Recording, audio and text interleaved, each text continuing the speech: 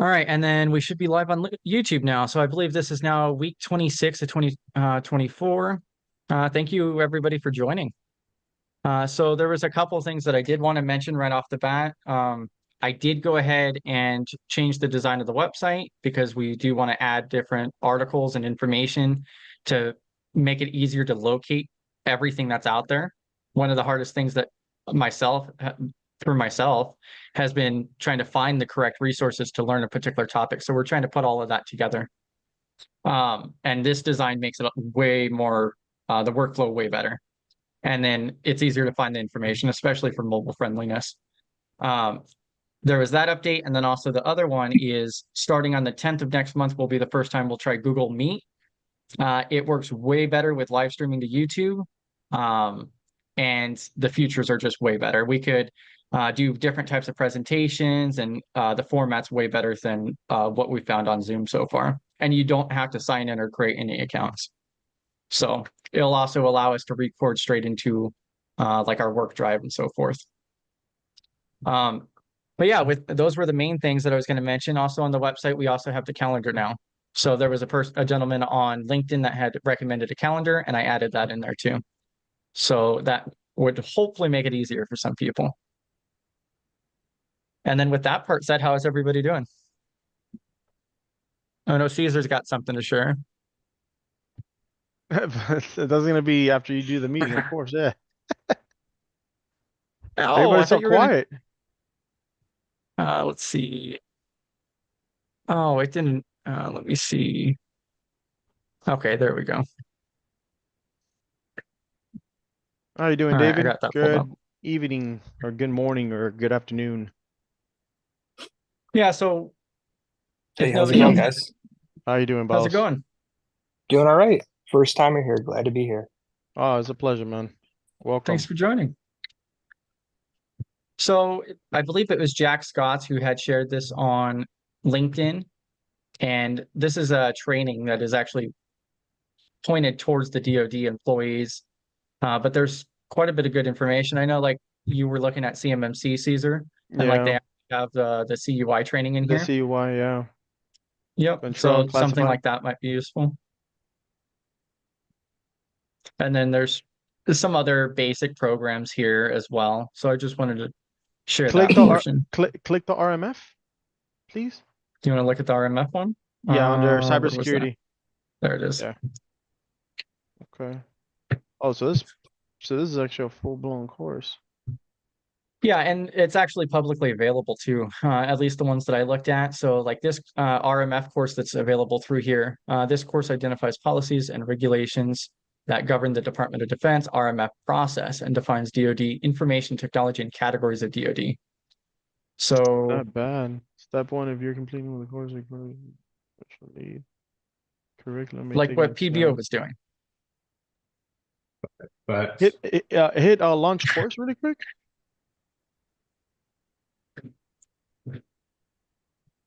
Oh Hmm. yeah, and that was the other part is that they have a mixture of videos. So it's kind of like those NIST intro courses. Um, Similar to that, but it's also a little bit interactive as well. Okay. Do you get like any type So of certificate or anything, any proof that you did that, or that's just knowledge base? yes, you do get a certificate. You get a certificate that you completed it at least. Definitely Yeah, I know, send that Caesar. over. We were talking about some of the hands-on, different types of learning there. So it'd be cool to get Yes. kind of an aggregate list of, not just Yes. like the main RMF, but 27,001 and so on, right? So Yes, sir. I'll be throwing something out later on. I just want to get a little more people in here. But there's I guess a project that me and Chris were putting together. It's gonna be a pretty big one, but if we do it, it's definitely gonna give you the knowledge that you need. Is definitely gonna be hands-on project, and at the end of the day, is gonna actually become four projects in one. And I'll just go in a little more detail later on. for sure. Which one did you just want to go ahead and share Yeah, that part? the whole no the whole no. I'm just saying no. Send me the whole entire link through chat. Oh, there we go. The security awareness. Oh yeah. Yeah, so that's that resource there. Yeah, I'm definitely bookmarking this. Let's see. Oh yeah, and the other thing that was also that I came across too here is this CISO Assistant. So this is kind of interesting. You deploy it using Docker. So it goes into a Docker container, and it's just a program that to assist you with managing your frameworks and policies. I haven't played with it yet, but this is a project that I'm going to be working on over the next week. So this, I mean, I think this is pretty neat, and it's a free open source one. They do have paid cloud options as well. As in this guy's based out of France, I just start frowning up. Chris. As soon as I saw France, I just shut it down. I wasn't Well, and happy. like me and you were talking about that, and you're talking about doing like a risk assessment on it. Yeah, that's the So first thing. Go how ahead. would you go about doing that? Like just throw it into Docker and start working on it? Like, Yeah, do you mean I the probably company or the software? I would do it all. I would go full blown. I usually split them in two. So the first part is management. So I don't like they're in France. Two, since they're in France, I'm sure if you look at their software as a service, it's probably gonna be based in France. Yeah, Because I'm from DoD NIST, all your stuff's being cone is kind of in the United States, so I'm a little bigot at that. But like you said, it was some nice things when I just perused it. Two, then because you put in your policies and procedures, you probably put in your data classification. Is all that stuff encrypted? Is that stuff encrypted at rest? Is it FIPS 140-2? Because we talking about DoD work. So just at a high level, some of the things I would look at from a risk assessment. 161, since you told me to do that next week. Just kind of looking at it from that perspective. yeah. I mean, I I would find it hard to believe that many businesses would actually run this. Oh, I Just would be because, surprised. yeah, Yeah. yeah, uh, yeah, especially self-hosting. Yeah, that's definitely a whole new realm there. But But if it I was mean, good I and think I could put it in my own tenant though, right? So if it's good, it's got Docker theoretically, we could put it in our own Azure AWS tenant and run it. But are there any back doors in it? Depending on what we're putting it in. yeah, Probably would do some exactly. some code scanning on it if we really wanted to check it. So, but no, those are just some Yeah, at the high level when I looked at it. yeah, and like what I was originally thinking is, some especially like a small to medium business could go through and put this onto a server and restrict it, not even connect it to the internet per se. Just have a local installation in order to assist with it. Because from what I looked into it, is it's all offline. So it's just a website that assists you with importing. You can import Excel files for the different frameworks and all of your documents and reminders and things like that. So, but even then, I mean, like you said, maybe it has a backdoor, anything, especially at least it's open source though. Yeah, I did like that. But I was just going to play around with it and see because there's not very many examples out there of this at all. They just all cost an arm and a leg. But no, I hear what you said from that perspective. I really I want to mean, look at the big dogs, Archer or ServiceNow has their GRC module. So I was going to see if I can get a 90-day free use of it and just kind of run it through some paces. Yeah, I use yeah, Archer and at I think my organization now, and it's interesting. I used it. It's a great thing, but it's the 800-pound gorilla. They got a module for everything and trying to link it up. Because I used to do Well, the policy exempt exceptions for my organization. It was just a monster. Go ahead. Go I wasn't gonna say it was good. I was just gonna say it was interesting, right? ahead. Yeah, but I think I've seen it set up great, but they spend a ton of money on consultants, right? Because your policies got to flow into your sub policies that I got to Yep. flow into your exceptions and your SOPs. I mean, they got everything in there you want. I mean, we were doing inventory control with it. So, but yeah, it's just a monster of a package. well, and one day we did go through and look at the Archer Academy here. Facts. So That's something we looked at a, a while ago now, at least a month and a half ago. But I haven't taken any of the courses through here yet, but especially for the big dogs, yeah. The only problem is the cost, but also my understanding is a lot of the state and federal use it as well. Yeah, because they get a discount on it. Like I Yeah. said, either big companies are spending a ton of money or people using spreadsheets. So that's the weird part. I don't see a lot in the middle much, but Yeah, and I'll go ahead and drop this link too. This is to some of it's free and some of it is paid, but there are some free courses on here for Archer.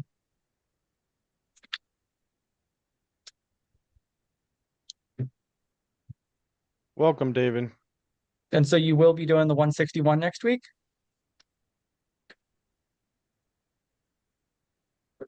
Maybe. Chris, I'm tired of you putting peer pressure on me.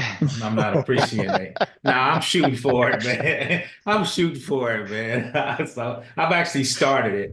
It's 400 pages. I think 335. I was surprised how big it was. But Well, you did what over the last 2 or 3 weeks? You've gone over the 37, the 30, and the 39 now. right. So No, how that's- many publications? Could you check that, Caesar? How many publications does he have left from NIST? Oh shit, We there's should a make a ton of them checklist. out there. What?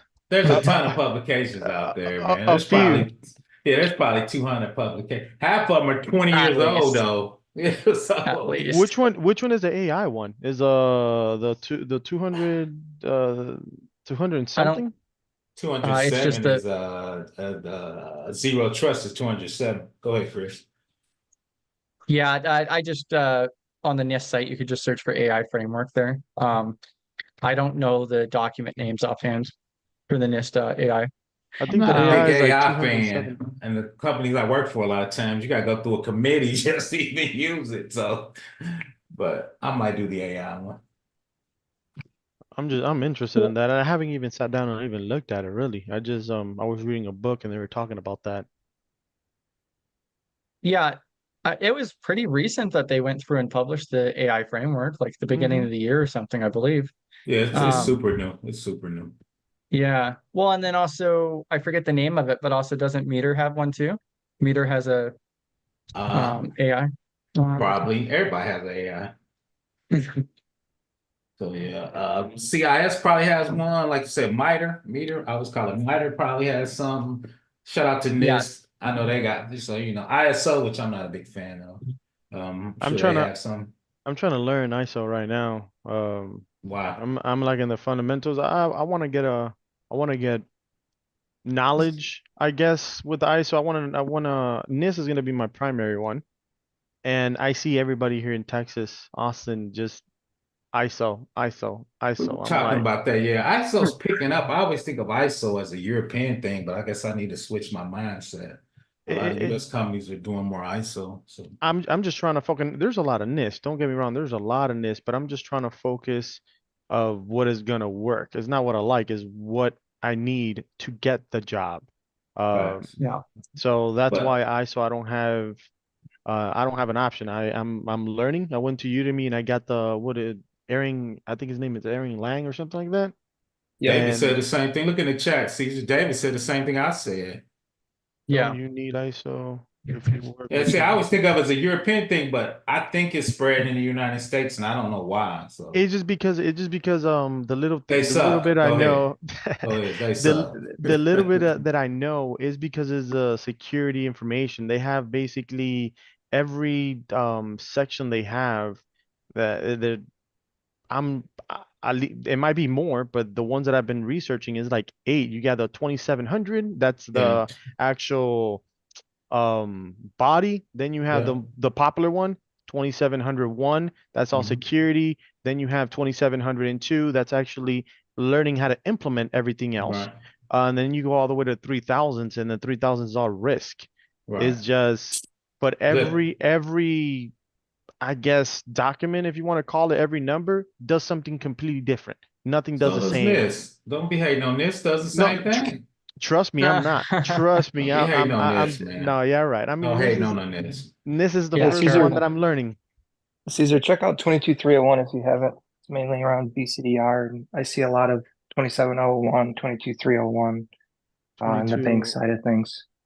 Yeah, I'm gonna You said the I bank don't side of things, David? Yes, sir. Yeah, I was I, thinking about doing a little glibber. Somebody asked me to do yeah. some stuff on glibber for banking. Go ahead, Oh, Caesar. Yeah, GLBA and socks all day. Yeah, I'm boo. gonna I'm booing you. Boo. Go ahead, Caesar. how Boo. much the framework even cost? Because this man is the only framework that ISO has is free. The only one is a 2700, and that's basically the basic of ISO. But I ain't gonna do nothing with that. Like everybody's using, I'm seeing all jobs 2701. So I'm trying to figure out how much it costs. I, It's I think, well, I don't know. I'm old. I think you can learn it on your own, but like I said, I've been in the game a long time. So I usually, Um, because if you look at the back of NIST, they map out of NIST to ISO.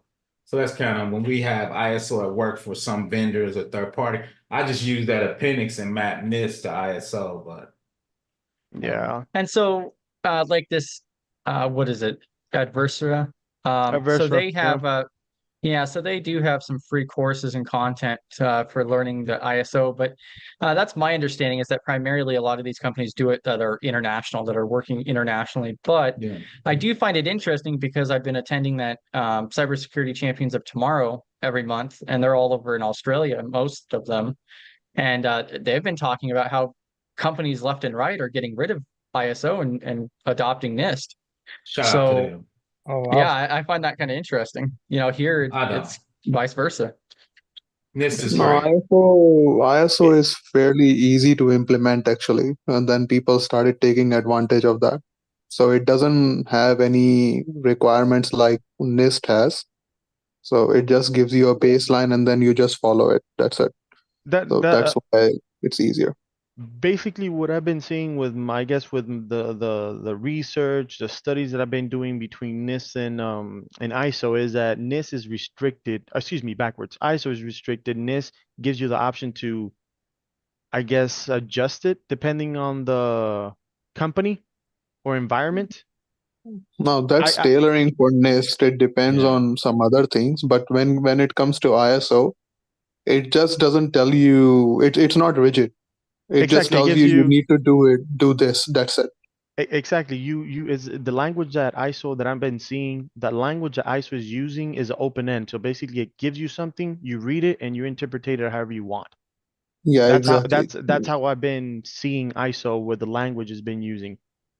Yeah. So if you implement ISO in the organization, it makes it easier for them to actually go around and tell people, okay, we are ISO certified. And that's why people are implementing it. That doesn't mean that you have amazing security. It doesn't mean like that. So yeah, but it's a good thing to do, and people if they're doing it, then it's easier to implement in the organization as well. So let's see. Yeah, I'm learning ISO, Udemy 101 and and like on the let's first part see. that you were saying there on like free resources, like I've noticed that it is kind of limited. It's not like with NIST where they just provide it all out there for free, but also NIST is supported by our tax dollars. So, Yeah. Why you say it like that, Chris? That wasn't cool at all, man. well, Hey, it's hey, true. what's going on, guys? What's going on, guys? Hey, Caesar. How you doing, Joseph? How's So it we going? talked yesterday. Can you give me a synopsis of what this is about? Since you said I'm still learning the basics, What you mean?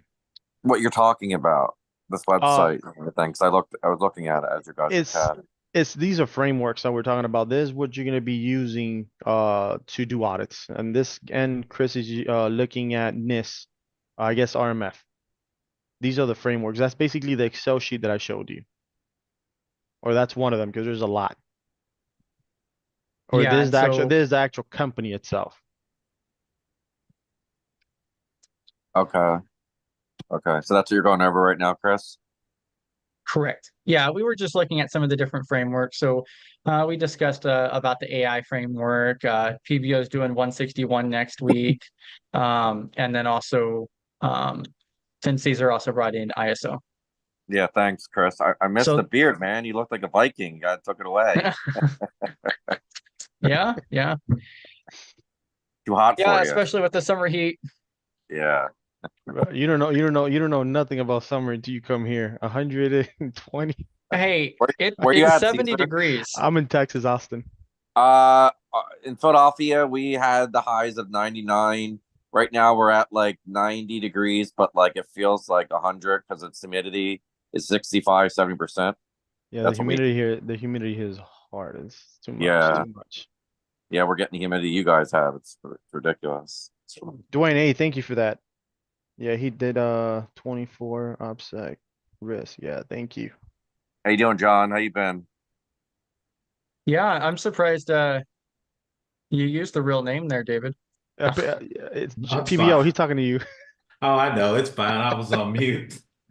No, I'm doing fine. Just kind of jumping in to study hall for him a little bit. I'm over here taking some practice tests while we doing this. So Nice, And nice. Yeah, I was talking to Caesar yesterday. He was helping me out. We put a little plan together, so that's why I was asking what you guys were doing because Yeah. Caesar is saying it's still the basics. You know, what I mean, I got to know that. It's like playing baseball, John, and you guys are like in the pros, and I'm still, in the, in the minors. Everybody's learning. Trust me, probably 6 months ago, I was lost. It's Okay, just putting time, okay, studying, time, yeah, and sticking to whatever you want to stick to, stick with it and don't give up. Because yeah, that's the only way you're gonna learn really. And there's a lot of self-study. yeah. Whatever Thank you you so don't much. understand, just ask. Yeah, what do you mean? even Like, PBO still learning. really? You guys seem like you're pros, man. Seriously, Chris. Like, you guys are just like, that, There's PBO no is you way and to pro, man. master John. it. no, that's the good and bad thing about technology is once you catch that wave, you can make a lot of money. But I know mainframe programmers are broke, so you got to get. So I'm trying to get my cloud knowledge up. CJ just brought Oh, up AI because when I first started getting into the game, I did PO1, RPG, and COBOL. That stuff don't even exist anymore, man. oh, So okay. I haven't even seen the Cobalt framework. so yeah, so I started out doing COBOL and mainframes because I got my college degree in 1990. My Oh, bachelor's in wow, bro. 1990. That's so Wow. yeah. I thought you got in the 2000s, brother. That's No, awesome. bro. No, I'm old, man. I'll be 57 this year. So that's the good and bad. So the stuff I learned in college, people don't even use anymore. So I've been studying, like we talked about. I've been on my AWS certifications and trying to get my cloud knowledge. So Yeah, I That's appreciate you guys because Caesar told me yesterday. Remember, you told me to pay $30 a month. Eventually, you yes. want me to do the AI stuff. You're telling me, Caesar, and that Yep. stuff that I'm talking The about. cloud, cloud, cloud, Okay. cloud. Cloud, the two clouds. And the cloud you want to leave it for the end is you want to have the basic. And guys, just to clear, basically said the $30 is because I was recommending Dr. Gerald masterclass, and I guess a less expensive route is going by TCM Security because if he goes by his website, he will pay the 150. And I mean, if you can pay the 150, do it because that's a lifetime. If you do it to TCM, you pay $30. And when you stop paying it, you won't have access to it. So yeah. Yeah, and one that's the reason, difference. yeah, and so I could drop that link in chat here in a moment too. But so he's talking about TCM Security, and so they Yep. do have a Good training. Gerald's course. Yeah, Good not only do training. they have great courses and everything else, but they also have Gerald's GRC analyst course on there. Yep. And So you can definitely do that. Yep, that's what Even if Caesar you wanted me to do. Caesar told yeah, me to do that. Yeah. yeah, 100% because this is gonna help you do I'm gonna be presenting a project pretty soon, but doing projects if now you're gonna be lost if you don't do that. Because it is gonna yeah, teach you the fundamentals of GRC. yeah, especially for the people who can't afford that $150 for the Mm-hmm. lifetime one. This is a great option. And I think the actual course itself, the analyst course from Gerald, it's probably what, 8 hours? 6 to 8 hours? 7 hours. Yeah. Mm-hmm. He can do it in a month easily. Well, and so that's what I Easily. was going to mention is most of the people that I mention it to, not only can you have to subscribe for a month anyways for $30. Do something If you else. have the time, yeah, if you have the time available, you can knock this out. And then they have a few dozen other courses D- here. So depending on what you want. you know, I started doing the 101 Python. I just didn't finish it. But okay. that's actually pretty good. There's a lot of good materials there. For $30 a month, there's a lot of material. It's just you need the time. And Caesar, tell YouTube world since you're on Chris's YouTube right now. What you told me yesterday. You Man, said you and me, we spoke too much. if you're studying, Oh, and learn the product, or excuse me, learn the subject. Don't do tests, or don't do stuff just to get the cert. Actually learn the material. you're in my head all day today. 'Cause, Hopefully in a good way. yeah, because it's just like don't learn it just to learn it. Like John, like you're Learn the saying, since you went material. to college, it's like learn the material. Like when you're in college, some people just get it just to get that the pass the test, right, John? Like when you're in college, but it's like you want to know that material instead of just passing to get the A on the test, right, John? When you're in college, hi, Yeah. John. I taught 10 years at a community college too. Like He's a Caesar said, teacher. like Oh, okay. like Caesar said, is you gotta learn material because when you're on site and you're in the real world, right? You're taking a test every day, so you got to be able Yeah. to understand it because it's not going to be directly out of text, but it It's could not be gonna be some. ABC. It's not Yeah, ABC. so you got to relearn. But when you come out there, right, you're going to be a junior, so people help you, but you got to understand the basics so you can communicate with people. Yep. And that's why I told you as well, and I emphasize a lot. Because I'm not the best test taker. I panic when I Chris can tell you, I panic with tests. But Sec Plus, I do recommend that 100% because it was like an example I was telling Chris. Anything that you deal with information and just security in general, there's a door. Sec Plus is that door. When you get in through that door and you go through it, at that point you go to whatever thousands of avenues that you want to go to. It doesn't matter what avenue. There's a whole bunch and you choose your route, but Sec Plus will give you a lot of the IT basics and everything that you need to learn if you want to stay within GRC or even pen testing or even SOC. And Caesar, tell him the YouTuber what you told me yesterday. You made so much sense. The certifications are more important than the search or something like that. Remember you're talking about the P. That's what you Yeah, said. I told you don't get confused with certification and certificates. Certificates is basically what TSM is going to give you. Udemy certifications are like the CompTIAs, Asakas, the ISC squared. Those are the certifications. You're certified to do something. Yeah, and personally, there's also discussion regarding like the Sec Plus training portion. That Daryl Gibson, I think that was correct. Daryl Gibson's Sec Plus book, that was my primary resource. Mhm. I went back and forth in that book for 30 days, and then also cyber.com. Yeah, there's a lot. There's a His lot. course, his course was very useful. So I think it's like $10 a month through for Yeah. access to all of his courses. But yeah, that was my two primary sources. The Professor Messer, I went through a lot of his YouTube videos themselves, but I didn't find the rest of the content to be Yeah. very useful for me. How Just the way come? that I it's told presented. them. Yeah, how Don't- come, Chris? Because I remember Caesar told me to go for Messler. Yeah. Yeah, but Yeah, Messer for videos, for the YouTube videos that I send you, the playlist that I send you, yeah, Yep. 100% go for Messer. Okay. And then there's other materials. You have the Jason Dion's. You have like Yep. I showed you in Udemy. There's a whole bunch of people that Yep. I'm not gonna say better, but Mhm. it's just different learning. I recommend just use several sources of learning Yes. and just don't use one. You want to see different perspective from different people Yeah, because at you that like point you get Jason everything. Dion, right? You like I, Jason Dion. That's what I was yes, looking I like Jason Dion, his teaching.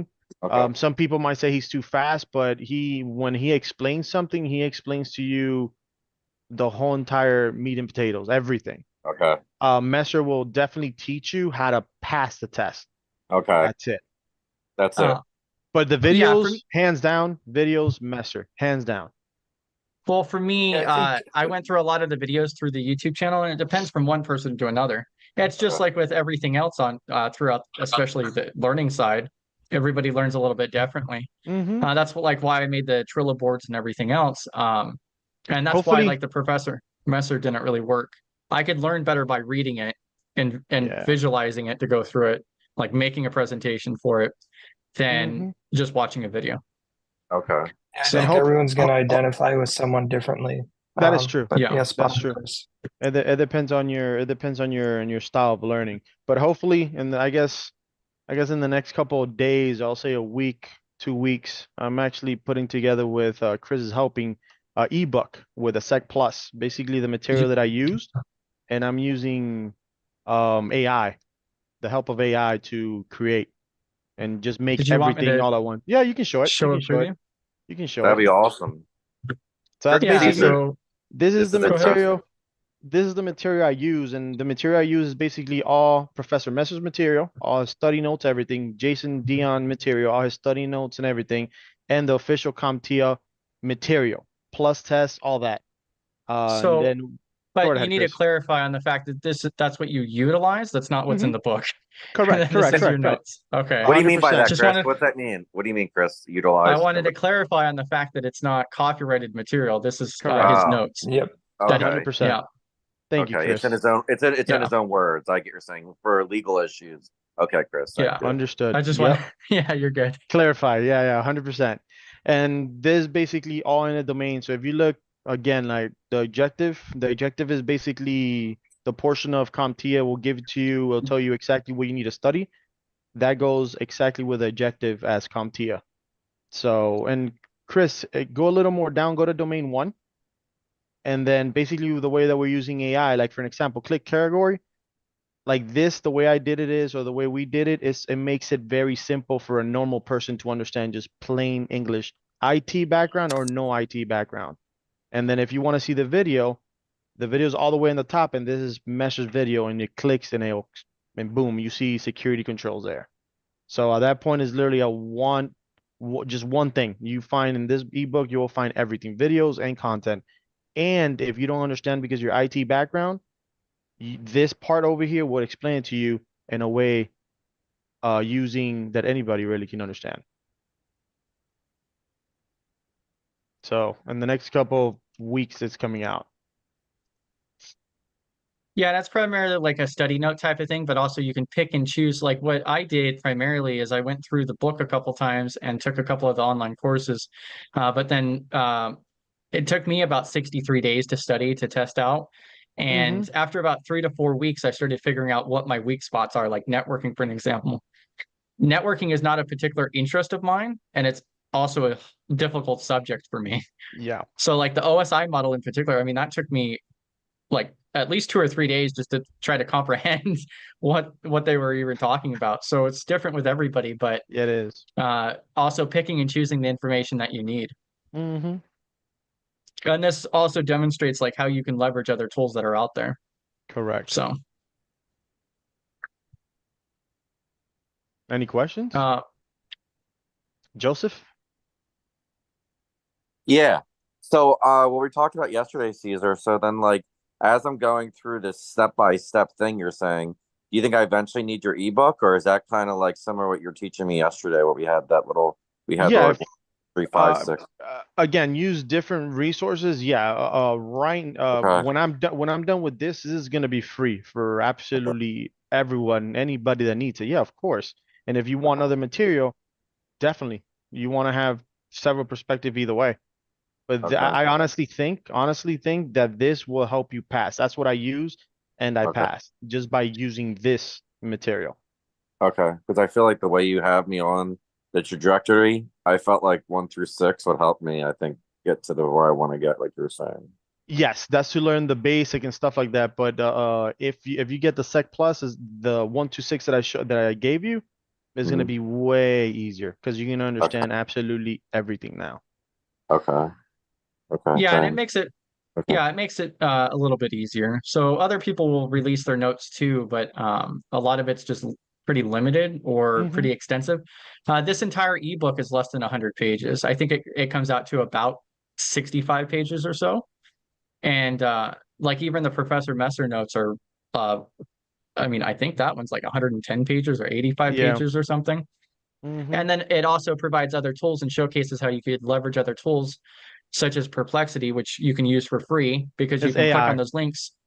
Yeah, you can click on those links and ask it follow-up questions like explain to me more about this particular topic. And although AI still has inaccuracies, you can still research it on your own too. So, you still have to be careful. I've been playing with using different AI models for years now, and it's gotten a lot better, but you still do have to be a little careful. I always recommend a physical book and then also some type of online course or something. So And Chris, leverage community. I have a question. So when I start to do the little process that Caesar's got me on, should I just Uh-huh. take like, like sentences or something I don't understand, and then maybe we could talk about it like on a live stream, the following week, you or Caesar or John. Like, I want to start taking notes like how you do, Caesar, but like, I don't know, like it's very, I feel like it's very in depth. So like, do you think like, should I take it a couple times? The stuff you told me to do, Caesar, like, you know what I mean? The first thing where I gave you and basically what I recommend you to do is what I did. That's what I did. But there you have I don't think you can do that in a month. I don't think you can do that in 2 months. It's gonna take time. Okay. It's Okay. like it's gonna take time. You definitely if you do step by step and you do it with 24 hours, you're still gonna do it over a month regardless. Okay, that That's was if my you're 24/7 on it. question, So Caesar. Like, should I redo it? Like, like say I get the whole thing done and then do it again, Chris and Caesar, to get, you know what I mean, for number one that you gave me, Caesar? Should I do it like more than once to get it You to number I two? mean, you know, you you could you can do that, but when I mean, yeah, you can definitely do that, but if when I throw the material out for the study notes for the Security Plus, Mhm. study that. Okay. Because eventually, if you want to get into information security, cybersecurity, information assurance, whatever term you want to use, eventually you will have to get especially how the market is, the way I'm seeing it, that's a HR. HR, that's what they look for. Manager tells them Sec Plus, and then if you don't have it, unfortunately, that's what I've been seeing. You're in the back burner. So Caesar, what did you buy yesterday when we were like, man, that's so good. I got it. I went to Udemy and I bought um it was the ISO 27 the 2701 through Aaron Lang, I think his name is. Because I've been studying or not studying, I've been researching a lot with the ISO, and I'm just taking that. And when I was with you, I got happy because I got it at a very cheap price. Yeah, $11. Yeah, from like 80 something dollars. yeah, and then I also have another question for you too in a moment, Caesar. But I just had it up. Where did it go? Thank It you so just ran much away from me. for this time. Appreciate you. And Always. Caesar. Yeah, and then also leverage the community. Use the SC Discord. Reach out to people. I mean, the big thing is asking. Yeah, That's there's all a it is. If lot of you're stuck people. on something in particular, if you can't figure it out on your own, just look it up. Contact somebody. Trust me, And there's a then lot of people. yeah, and so Dwight, I think that's how you pronounce it there. You mentioned the destination certification channel for CISSP. So I thought I was asking if it's in regards to like this book here. So I've seen this book around quite a bit. Destination CISSP, a concise guide. This was on sale recently. But I've heard really good things about this. Hmm. I wasn't Is sure if it was from the same people or not. I assume is in regards of the cert. Yes. So this is for the CISSP cert. Yeah, it's 532 pages. Yeah, that's gonna be a couple years down. Yeah, so I've Yeah, done a couple I of think the.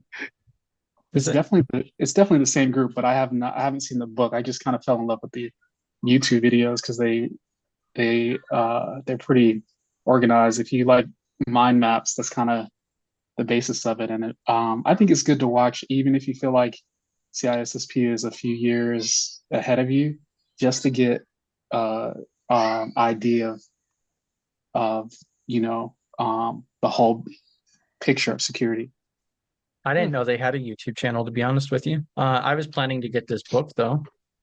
So What's the I've price? heard really good things about it. $26.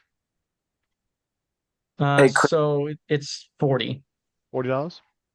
Yep. Who wanted to talk? can you guys hear me? Yeah, I'm gonna drop their YouTube channel and chat here too. And David did have a question about LinkedIn Learning. I've taken several of the courses on LinkedIn Learning. I've also noticed though that you have to kind of pick and choose what you want because some of it's like actually decent and some of it's not so high quality.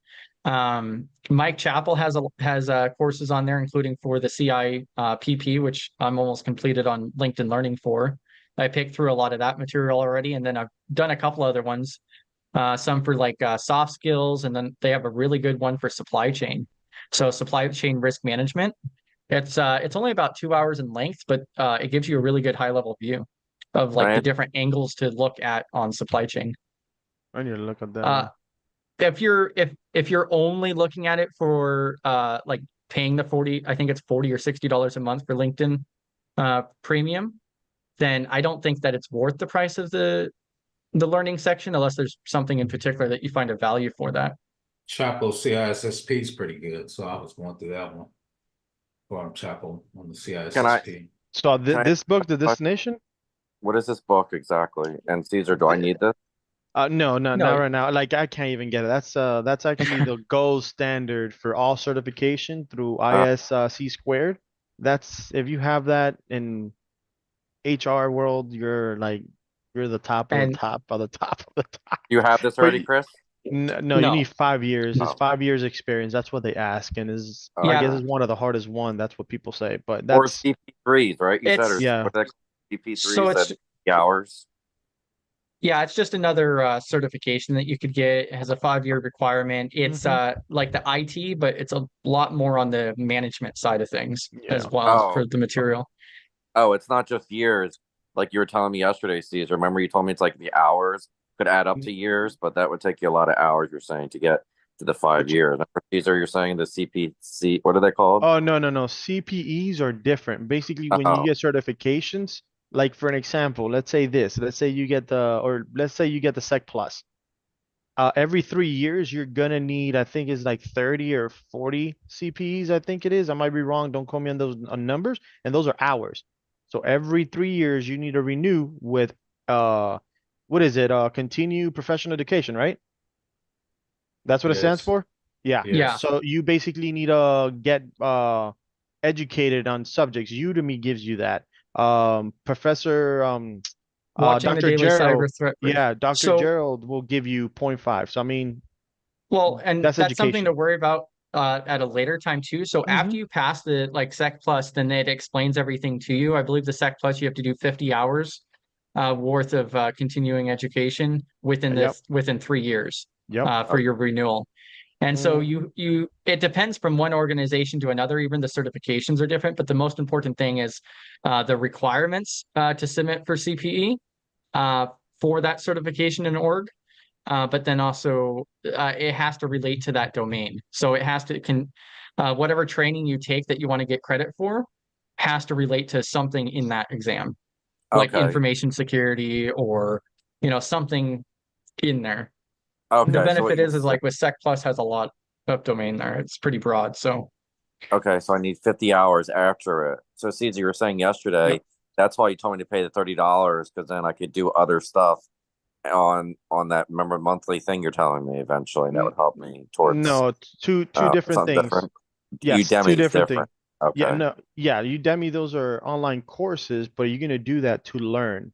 Oh, When you get a certification, and the first one is gonna be your Sec Plus for you, then that's when you start worrying about the CPE. If you don't have Oh. a certification, you don't have to worry about that. Just worry about Oh. literally learning. okay, thanks. oh Because you yeah. guys were saying Yeah. stuff. Okay, that's what I was asking. Yeah, and that's another important shout out too. So like the daily cyber threat brief from Simply Cyber, that's a half CPE every day that you watch it. You want to take a screenshot. Yeah. But then also wow. Anti-Siphon, I've taken several of their courses and they have pay what you can training all the time. Mm-hmm. So I'll actually be attending their active defense and cyber deception course Yeah. again. It'll I'm be gonna my be second joining go too. around. I'm gonna be So- joining with and- you then, and that's free. Yeah. You can So, Chris- attend for free or you can pay starting $25 and up. So What do you mean take a screenshot? Because I've been there for a long time. So Osier mentions it at the start. At the So you beginning. just say something Uh-huh. at the during the live stream and you take a screenshot and save that because when you submit for CPE, they're going to require you to have some type of evidence that you attended. And it's Oh, the like same my thing with name? webinars and other things. Or I'm confused. What sorry? do you mean? What am I screenshotting? Sorry. What You're am I going to screenshot the YouTube stream, the live Okay. stream, and then you say something in chat and you take a screenshot proving that you were there live. Yeah, that's what I mean. Like something that I'm in, if I'm in the chat. Okay. Yep. And yeah, and then also David mentioned anti-siphon. And so I've taken several courses from them, and they also give you a certificate. Could you put that in the chat too, these guys? Because I know Caesar, you talked Yeah. about him too. Should I do that eventually, Caesar? This anti-siphon stuff? Do everything Whenever that you you have- can to learn. Okay. And to my Anti-siphon understanding, is and to really good. yeah, and to my understanding, you have a lot of time, so definitely take that time and just learn. Shoot, if you Okay. can even do the Google cert through Google, that's even good. That just, I guess it takes people It's- 3 months, I guess 3 to 6 months. Yeah, but again, I wouldn't be too concerned about it. It's way easier than you think. So if with the higher level, more senior certs like the CISSP, they have a lot more requirements on it for the CPEs. But for something like the Sec Plus, it's so broad and easy to gather that stuff up. I wouldn't even worry. Like you Yeah. just have to keep track of the certificates that you get and just keep working on things. Yeah. And Just- you have 3 years with the Sec Plus. Just Caesar. follow the steps that I gave you from 1 to 6 from all the classes and stuff like that. That's what actually helped me out. Okay. And I promise you that if you do that, you're gonna understand a lot.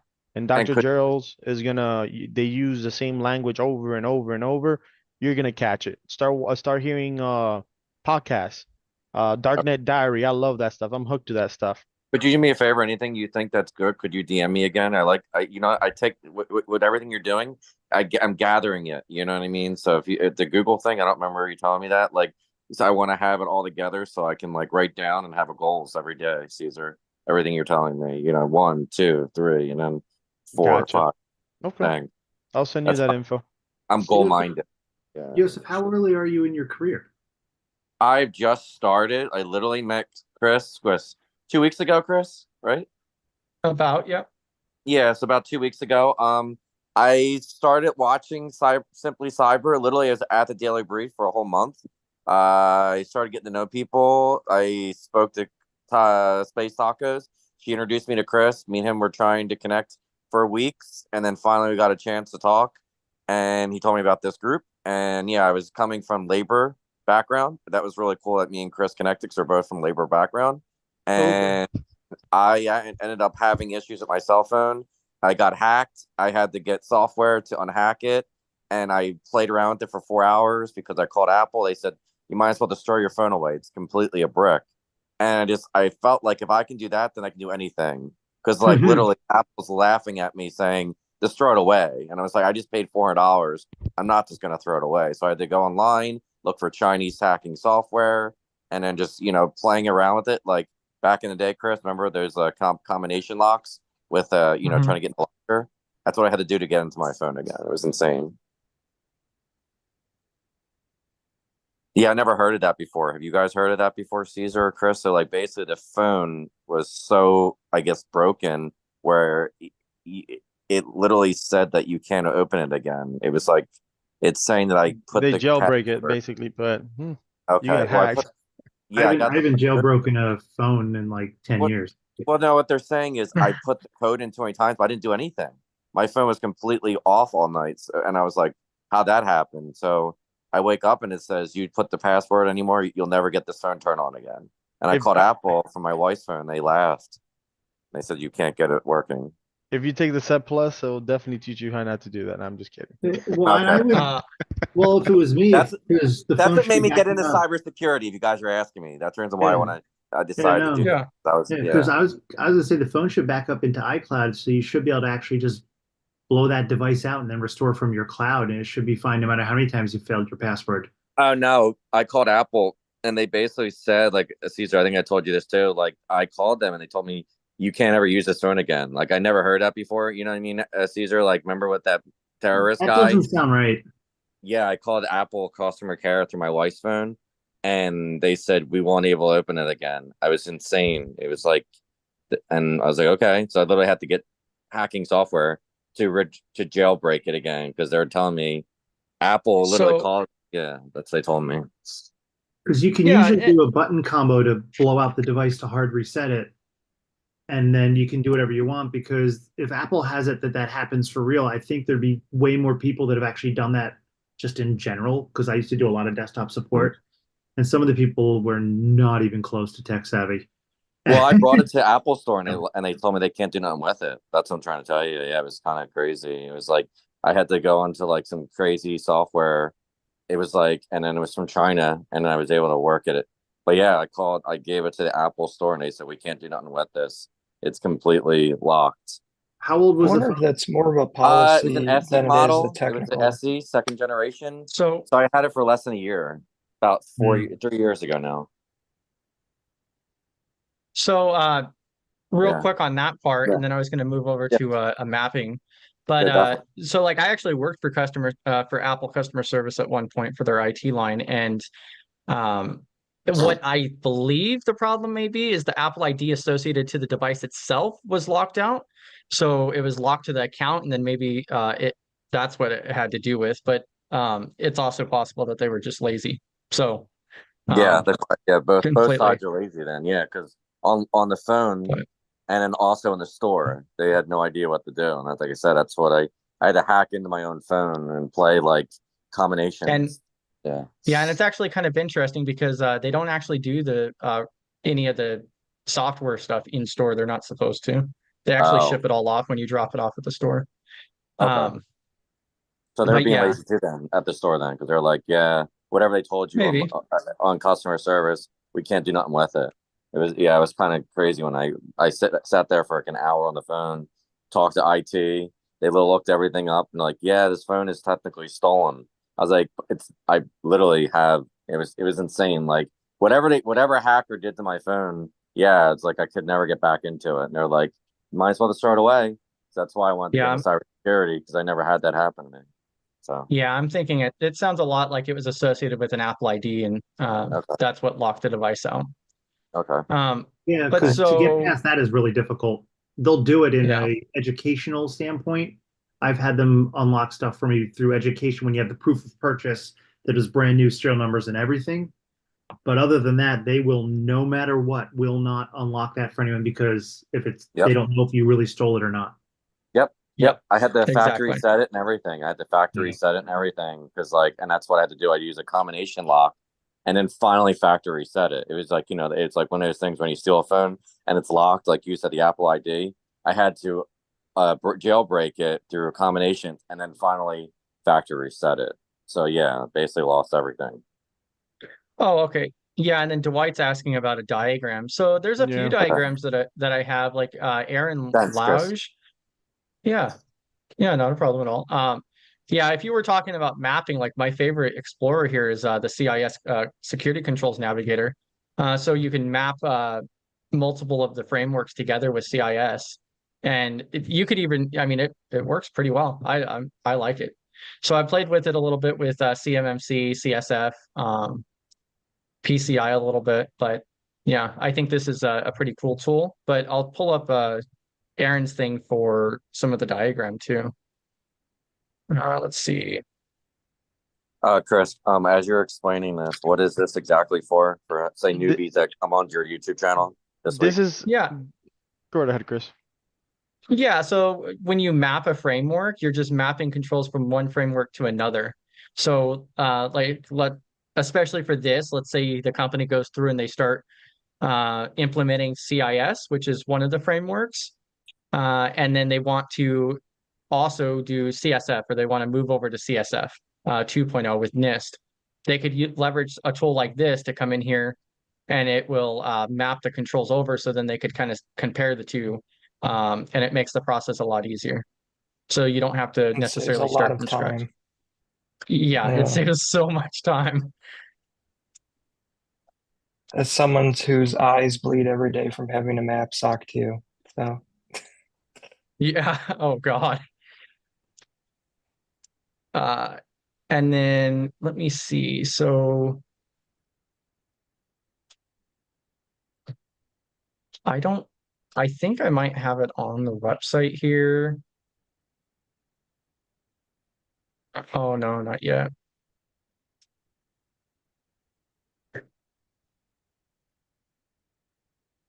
I linked it.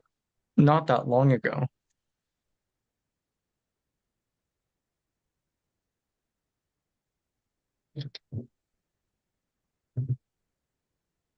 Yeah, and I know that there was another link that was shared in regards to the diagrams too.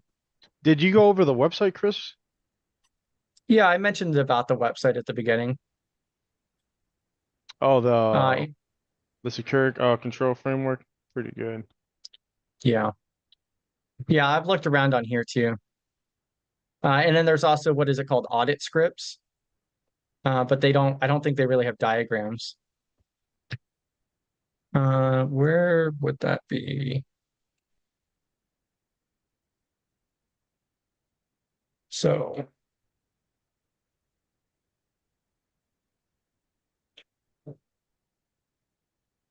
oh, here it is. So there's this diagram here for the RMF. As soon as the tab normalizes. So this was developed by Aaron Lounge, Oh and yeah, Aaron Lounge. yeah, this one's beautiful, beautiful. And what I really like about this is it goes through the entire process. So you can actually follow this diagram through in the 837 from NIST based on the task ID. And so it goes from categorize system, select your controls. It provides, potential documents. And it works really well to visualize the process from the 837 and then associate the task with it. Just, so you have an idea of what the ideal circumstance is, the way that it's lined out in the NIST docs. So this is one of my favorites. This is for the RMF though. Not bad. Yeah. Not bad at all. Let me Is that available on the website? So this isn't on the website, but I can certainly find it on his LinkedIn. So I had pulled it off of his LinkedIn not that long ago, actually, because he posted that on LinkedIn. And then Caesar, I was going to ask, did you want to talk a little bit about that new certification you just obtained? Yeah. Can you pull up the website? Accolade? Yeah, give me just a moment.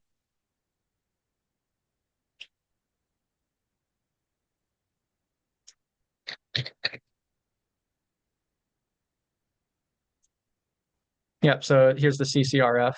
All right. So, and I think like 2 weeks ago we had the CPA, what's his name? Yeah, so Steve McMichael, Yeah, which Steve is McMichael. CPA to Cybersecurity on YouTube.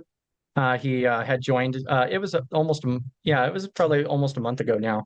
Mm-hmm. Wow, time passed fast. All But right. but basically this certification, I like it because I'm always been more of a hands-on. It teaches you how to work, how to implement. Basically, the F is fundamentals. It teaches the fundamentals for the cybersecurity framework, the CSF 2.0. But it actually teaches you how to be with the resilience. This actual book.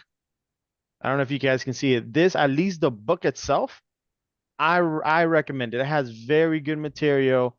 It goes in depth of talking about the 2.0, how to implement it.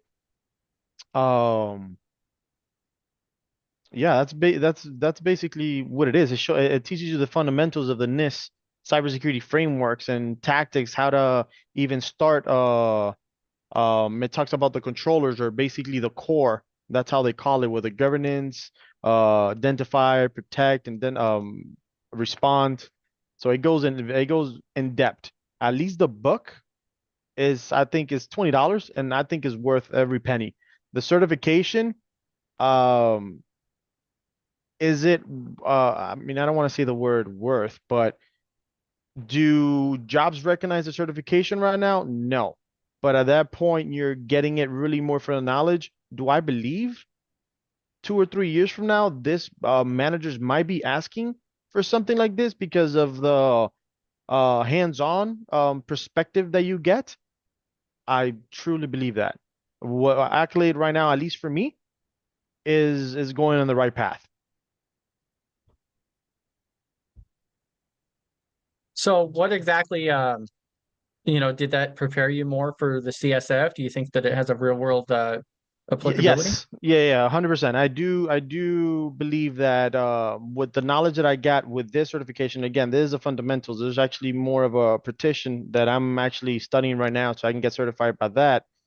It gives you literally how to implement the CSF from step one all the way to the final steps and how to keep it resilience. That's the word they use a lot. But I do believe with the fundamentals, they go in depth with absolutely every single core. That's how they call it. Governance, detect, prevent, response. That's where the core, and then you have the categories, and then you have subcategories as well. So they teach you how to identify stuff just by hearing or seeing what's going on in your business. So So I think it's a pretty good knowledge to have because I believe that if you can do it with a 2.0, then it's easier to do it with other frameworks. And again, every framework works completely different. But if you have that type of basic knowledge, isn't it be easier to deal with another framework? and so then how much does this cost? That was a question from David. The cost for this certification is $120. $120, I think it is.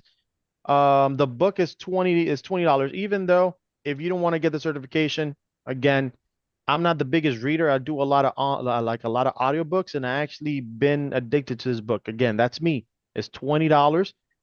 But I think for those $20, you get a whole lot of information that I do honestly believe you're gonna use in your some sort of your career. And I'm looking You're for gonna the use it. book link right now. I Uh, purchased the book as well, and I think it's pretty good actually. there's a lot of Um, knowledge there. There we go. It's $20. yeah. So they have one book for both exams. They have the intro, which is the CCRF, and Mm-hmm. then they have a practitioner one, both of which are included in this book, which is only $20. I think it's very fair. The information that I've already skimmed through on it, I think the book Yeah. is definitely worth it. It's something I would Yeah. recommend, especially at the price point for learning the NIST CSF. The certifications, on the other hand, it's probably going to be a couple years at least if they're going to show up on job applications at On all. jobs, yeah. Um, 100%. And if you know but definitely the Jason, book. yeah, the book 100%. And if you know Jason Dion, like that guy, he knows his stuff. And then you have Kip Boyle, so many years of experience, even dealing with GRC more in the risk side. He just is just the book has it has a lot of hands-on perspective. That's a lot of this job. I've noticed that there everything is theory. This for me is more of hands-on. It tells you, it guides you from the fundamentals, what you need to learn, how you need to learn it, why you need to learn it, and how you can implement it. The next certification I'm gonna get from these guys is the practitioner. And basically what I'm reading, they actually get real life companies in the book, real life companies, and then they tell you how would they're implemented and actually having resilience. So if they get attacked by a cyber attack, they can go right ahead and obviously going to be worrying about it, but they're going to survive the attack. It's just being resilient at that point. Because with cybersecurity, I get hit, And I go down. It's just these guys bring something else to the table. I honestly believe, and with these guys, what I've been seeing, especially with the fundamentals that I have now because of this and the petitioner, yeah, I think it's worth it. So Caesar, this is yeah, what you told me today, right? The book that you were telling me about. Yes, that was the book that I was telling y'all, but you want to do from 1 to 5 Yes. because this framework. yeah, you definitely need to get the foundations. And then also I dropped the LinkedIn link in the chat as well on YouTube and Zoom for Aaron's thing. So this is the original post from Aaron.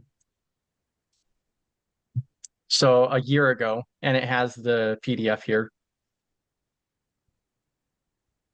And I don't know if you guys have, if everybody knows this. I've noticed that some people might not be aware, but on LinkedIn, you can actually open this full screen, and then there's a download button up in the top right for the PDFs that are on LinkedIn. To answer David's question, yeah, it is true. It's gonna take time for that certification to be recognized, but again, it's the knowledge that you get out of it. If managers knew that the knowledge that you get with this book or this certification, uh, yeah, I haven't taken none of those CISO role, none of the SACA, none of that. But basically, what I have asked and what I have skimmed through it is all theory. This, I believe, is the closest thing to a hands-on test. Is don't get me wrong, you're still doing ABCs, multiple choices, but this is not trick question. It's just what's the actual way to do it. That's the test. Is like they're asking questions that they're hands-on questions. Like there's not a trick question. They're now gonna ask you trick questions in this test. It's like you know Well, it or you don't know it. Well, and I definitely want to position it that the book is useful, but getting the certification is not going to really hold up at this time. At this So time, no.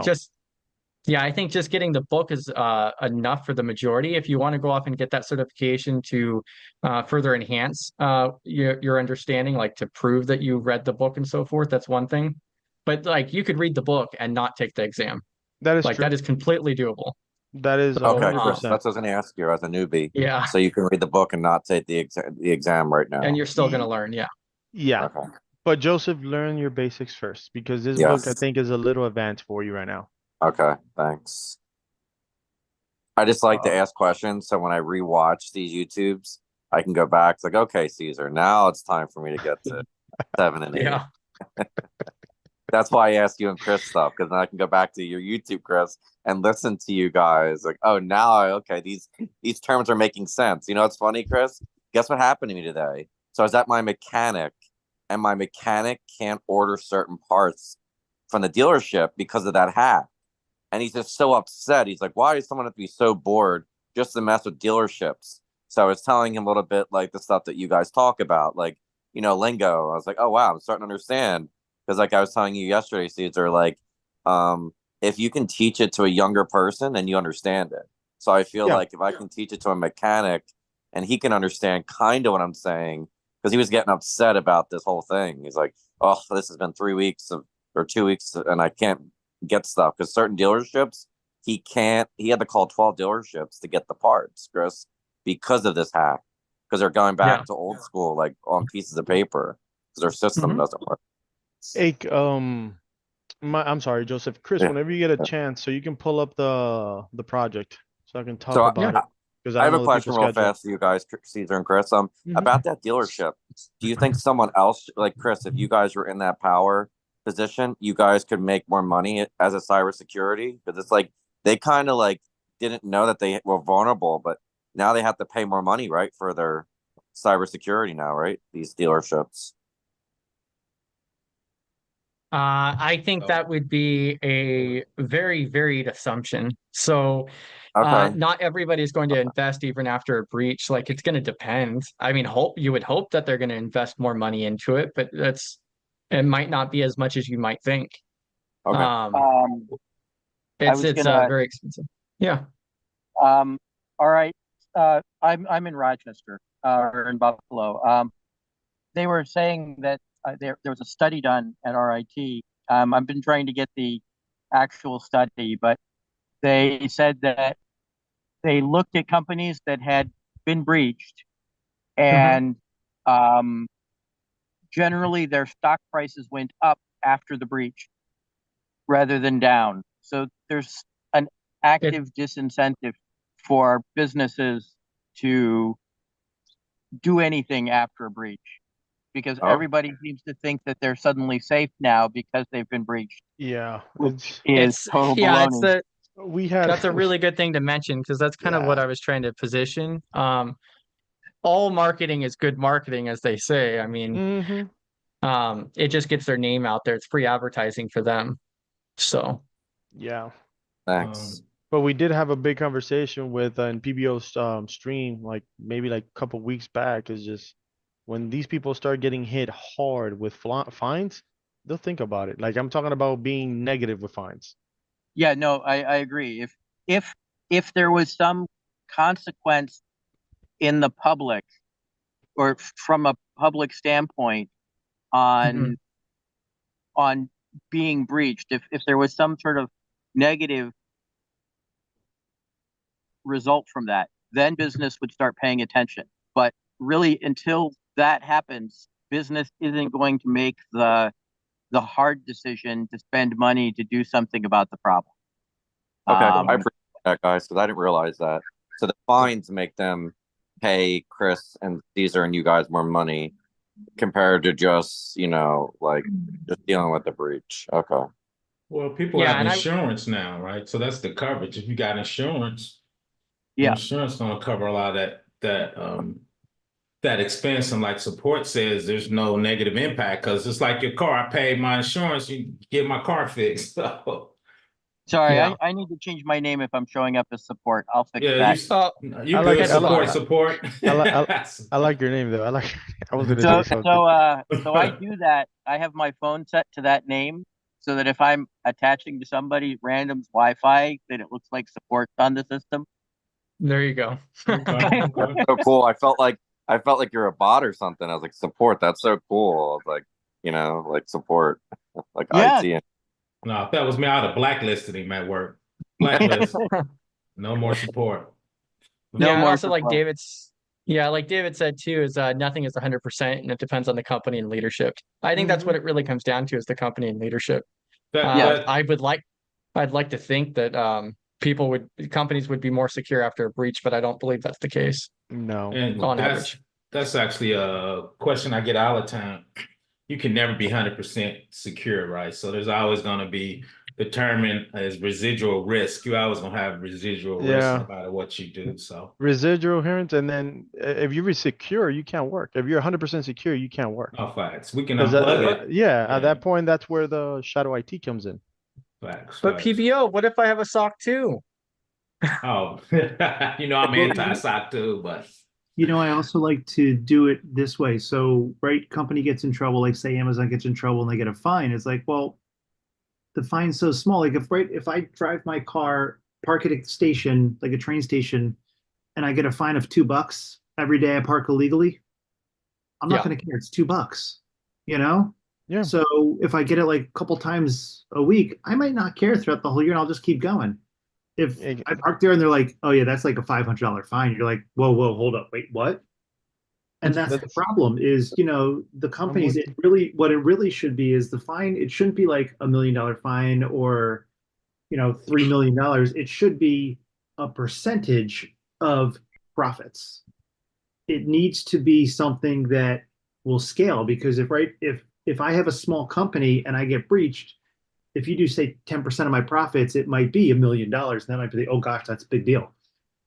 If you do Amazon and it's 10% of their profits, it's going to be astronomical, but it's still 10% of their profits. And that'll make people notice, opposed to just being like 10 million. No one's going to care, especially the big companies. They don't care. Yeah, that's true. That was my question, David and Caesar and Chris, is that like when I was at my mechanic, he was losing business because of that. So I'm surprised the government doesn't jump in, like you guys were saying, and fine the dealership, No. No. No, Okay. the government won't get Different involved in that company. on purpose. Oh, okay. The SCC or Your mechanic is different from the company.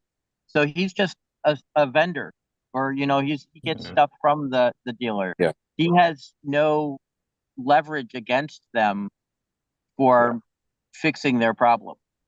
okay. The only thing that will cause them to fix their problem is if he was able to go and all the other mechanics were able to go to somebody else and say, we're not giving the dealer any more money. We'll give the dealer the money to this other company. And that's when they will start paying attention. Because business cares about money and nothing else.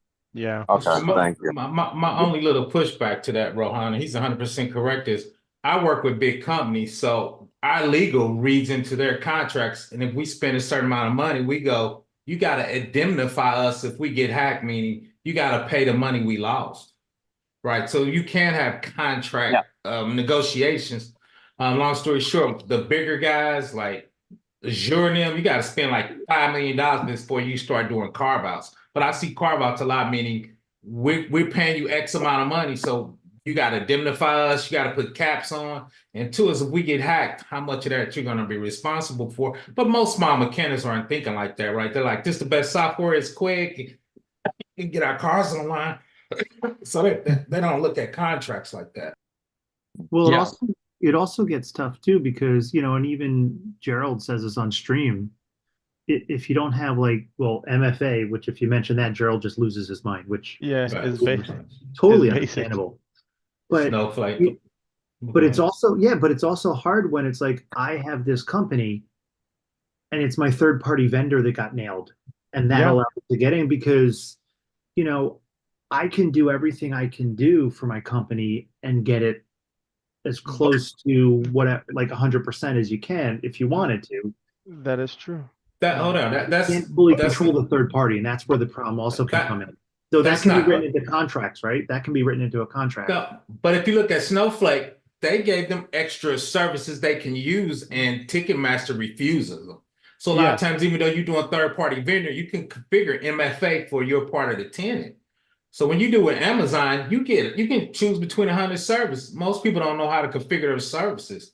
So you just got to make sure your third party has access to additional security requirements. Obviously, you probably have to pay for them, but most of the times they say you can do X. But most small companies don't understand what that is. So it is lack of due Or why diligence. it's I think important. it's lack of I due had this diligence. It's lack of capability, not the maturity. Okay. No, Capability. it's just lack of due diligence because they want to save money on something, and then when they get breached, they understand, right? Exactly. I appreciate you guys because John Capability. Hightower was talking about that last week about Ticketmaster, John. So that's what I was asking you about the dealerships. You know what I mean? Because you were going to that whole. I'm gonna do a video. I'm gonna do a video on that. I'm trying. They haven't figured out. I haven't heard what actually got them hacked yet. So I'm lining up the dealership. The dealership. Yeah. Have they, Okay. I haven't seen that. Go ahead. I was going to say, have they, if they're a dealership, that means they're probably a corporate dealership. That means they need to do a breach report according to the SEC. federal, the new SEC ruling. They have to do a breach report fairly Yeah, quickly. but they don't have to make after that the breach. public. We do them, but we don't make them If public. they're- We do them we do it through our lawyers. So if you are contracting our services, we send it to you and we tell you don't put it out. So sometimes they don't come out like that. No, the SEC has one. If it's Yep. If it's a publicly traded company, it has to be published on the SEC's website. And if it's a dealership, that means it's probably associated with. Well, I guess the dealerships are independent from the dealers or from the manufacturers at this point. So, But Well, it's not particular. Oh, it's because HIPAA has the was- same thing. HIPAA just says they were hacked. They don't go into a lot of detail though. That's true because think about that, John. Is that when I was talking to my mechanic, it's the dealer software. So it's not all dealers. It's the dealer software. It's a CD. That's how they get around it. You're saying, Caesar. Yeah, I'm reading it right now. It's a CDK. And long story short, Caesar, if you look, they're actually hosting an AWS too. Mm-hmm. So that's going to be interesting. Yeah, Yeah, I'm I actually find that seeing it kind right of fascinating. Here. I didn't even realize the loophole there, but yeah. It happened on What was that, Chris? I couldn't hear you for a second, please. Sorry, say it again. Yeah, I just said I didn't realize the little loophole there on the fact that they do have to notify, but they don't have to go into detail. So you don't want them to go in detail. Well, if I'm the company, if I'm outside, I want you to go to my company because what you gonna tell? You gonna tell them my architecture? You gonna tell them my setup? So yeah. Yeah, this is basically PI and PSI. Well, Snowflake did it, and they're massive. They've got to be billions of dollars, and they but what you did, but Snowflake didn't save their ass, right? Snowflake put it out that it was all the people with single authentication, right? They wouldn't use MFA. So Snowflake was snitching on them, not on themselves. They're like, we're good. They didn't set it up properly. So I think that's why Snowflake did it, right? Snowflake, it wasn't us. We told you they didn't do MFA. It was all the people that had sucky security. That's what Snowflake said. I gave you the door. You didn't close it. That's on you. Right. So that's why Snowflake did it. Yeah. That's why Snowflake saved his butt. That's really what it was. Single factory. Yeah. Everybody took it away. Yeah, Yeah, like, are you they kidding? snitched Yeah, on thanks. everybody. They were snitching. Yeah, and thanks for dropping that, Dwight. So this is an article regarding the U.S. Auto dealership Yeah, operations because of software. I pulled it of up what we're too. discussing. Yeah, I got the Yeah. CNBC where they're talking about it, so that's what I'm going to play when we talk about it. But once again, I haven't seen the root access calls yet, so I was trying to wait to get that then and see if y'all want to get a panel and walk through it again. Yeah, that would be great. Yeah. I would like to hear you guys as a panel, and I just, on the Zoom, that would be great for you guys to do a panel on the cyber attack. Yeah, and then Caesar, did you want to go over this this other Yeah, yeah, document here? yeah. All right, guys. I did want to go over this. Me and Chris, we've been working on this. This is gonna be, I guess, a study case. It's gonna be a hands-on project. When it comes down to this, it is gonna be a little extensive. It is gonna be a little long because I know John did tell me it was too long, but I didn't say it was too long. I said it was extensive. yeah, Come on, PBO. Go ahead, man. I'm like, hell, that's a class, a semester worth of work right there. But go ahead. but I It's really the think wording. It's the wording, John. You didn't offend them. You're using different wording. so. Basically, the way that this is gonna work, we made a scenario based everything. When it comes down to it, at the end of the day, is actually gonna turn into 4 projects in one. And the reason why I'm saying this is because, Chris, if you go a little down, because of, so we can read the scenario, it breaks it down. Basically, I put it here on the 2.0 or the Cybersecurity Framework 2.0, using ISO 2700. We're going to be using HIPAA, and then we're going to be using PSI. It's going to be a little complicated, or not complicated, because we can map everything. It's going to take long. So the reason why I'm saying at the end of this is going to turn into 4 is because it's going to be 4 different audits. You're going to do an audit with 2.0, CSF, HIPAA, or excuse me, yeah, HIPAA, PSI, and then ISO. So at the end, we map absolutely everything, and it turns 4 projects. It turns into one big project for that. I did it. There's a scenario right here. If you scroll down, Chris, as well, it tells you Caesar, It's can on, I the chime yeah, in? it's I right need to here. chime in on that, Caesar. yeah, go right ahead, please, I'm not please. raining on your parade, but and you could do it. The part you missing though is when you do 3 big compliances like that, HIPAA, PCI, and CSF 2.0. Mm-hmm. When you're talking about passwords, each one of those compliances is going to have a different password setting and complexity. So in the Okay, real world, you got to pick which one of those is the highest and go with that in real life. correct. Now for yours, you wouldn't have to do it. I wouldn't worry about harmonizing. I just want to put that out because I've done that before. We call it Please. harmonizing. So you got to go through each one and say, okay, this is more secure, this is more secure. And sometimes, well, I know IRS came on when they scanned it, even though we was more secure, it was a false positive because they was looking for a certain setting on there. And we changed that setting if it was, even though it was more secure.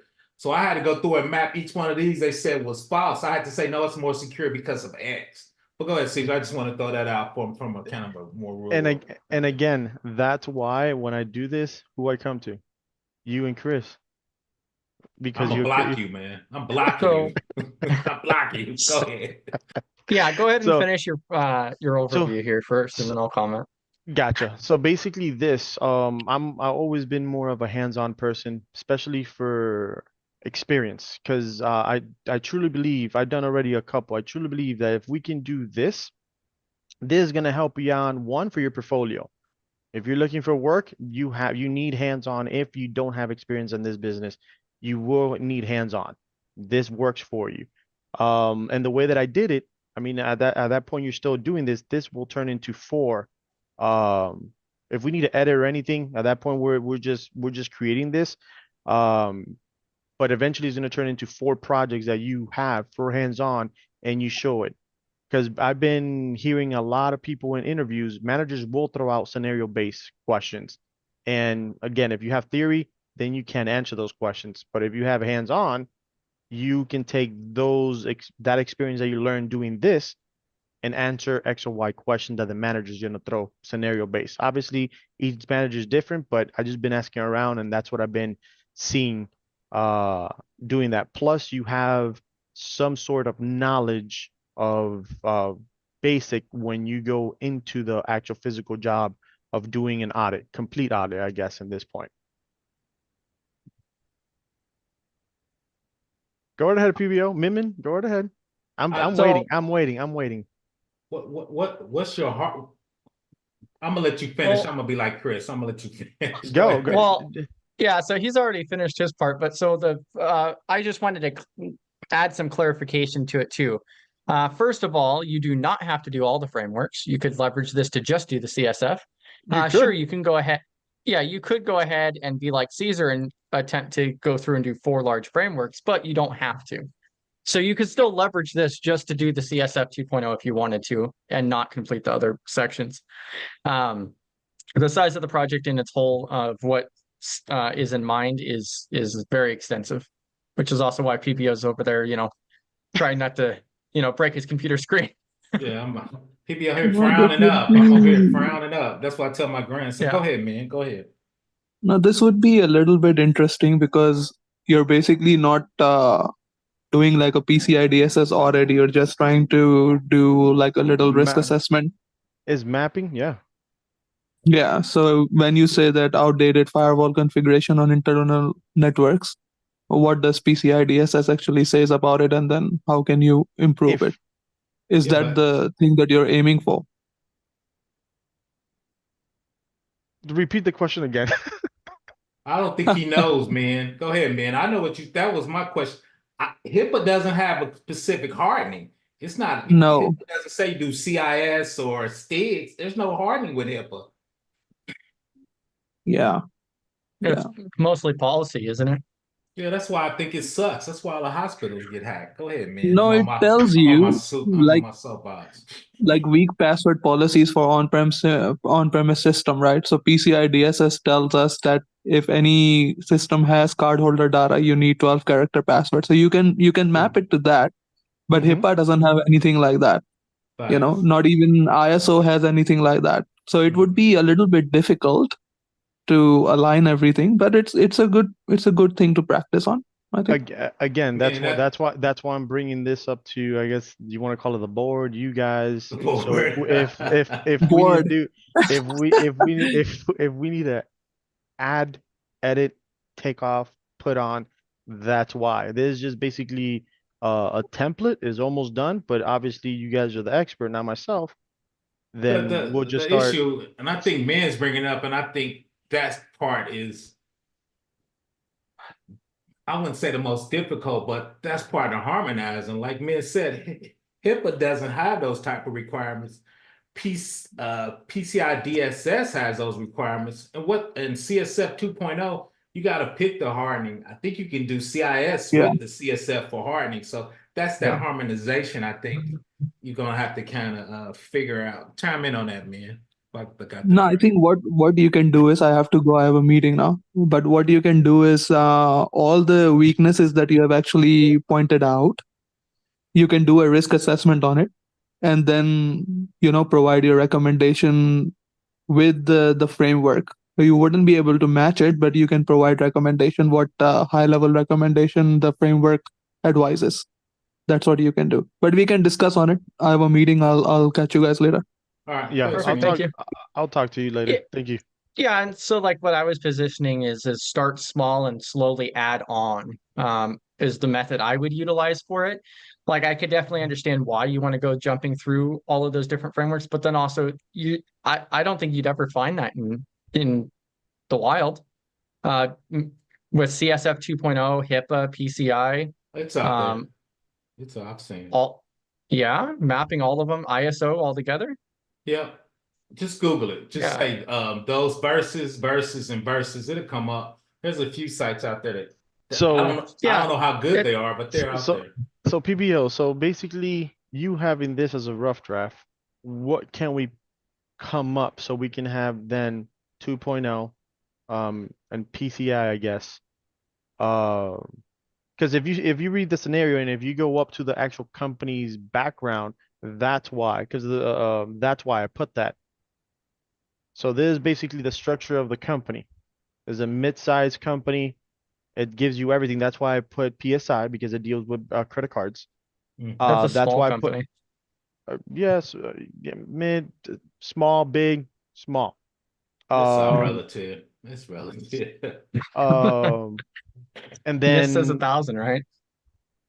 yeah, and then you have HIPAA because of what the information they deal with, and the core framework or the primary framework is going to be 2.0 CSF. And so you're looking for recommendations to make this better, and then also Yes. other people who would be interested in this, right? Yes. I got a question. Anybody, or I guess raise your hand or put a one. Who be interested in actually doing something like this? I would, but I had to get experience first. You told me. No, you don't, Yusuf. We'll give you a Oh. role and just kind of bring you on as a junior Okay. person. Yeah, I would love to like learn from the pros. You guys are amazing. Okay. So yeah. Is it like Yeah, I'm just okay. overthinking it. I got to take a deep breath. Every time I look Correct. at that, I get an aneurysm. Well, Okay. and that's why I was thinking starting small, like just start with the CSF and Well, then obviously add. y'all didn't because y'all wrote that big case out. I didn't write. No. I guess Well, and so it's a good. one of my It's a other good things too overview. is as a Mhm. security architect, it really depends on how your architecture, because when we design that, PCI is kind of off in its own subnet saying your credit cards is going to go through this subnet and do this process. It's going to go out to our vendor who's PCI, to the bank or whatever. So that's actually on a different subnet, right? So you would actually subnet your HIPAA data was on a different subnet, because if you put that out through your whole organization, your audit's going to be it's going to be expensive. So we try to say, okay, we try to separate it in subnets to keep our audits small, I right? get So what I you're think saying. that's something we should talk about from a scoping. And I think Caesar asked me that one. How do you scope something like this, right? How So would you then, go in the company and say, okay, this is where the credit card data flows. This is where the HIPAA data flows. And this part of business is touching all of that. So, right. So we would And have to get in there. Go ahead. Go ahead.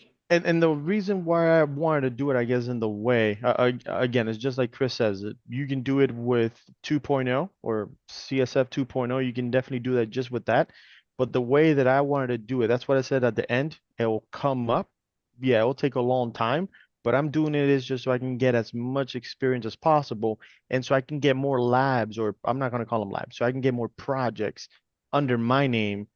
So because I'm applying for jobs, when the manager actually sees this, hey, this guy's been doing this type of project.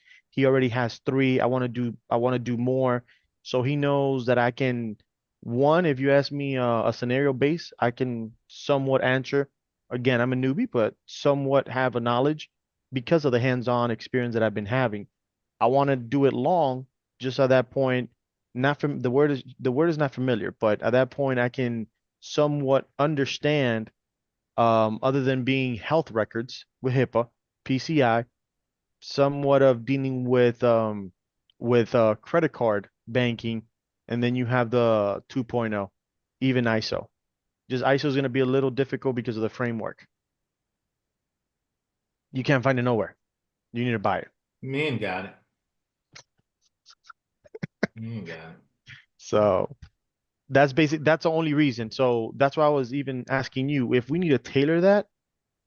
You have to tailor We it. can, then that's why that's where you come in, and you can turn it as oh, your gee, your poor project. Vivio.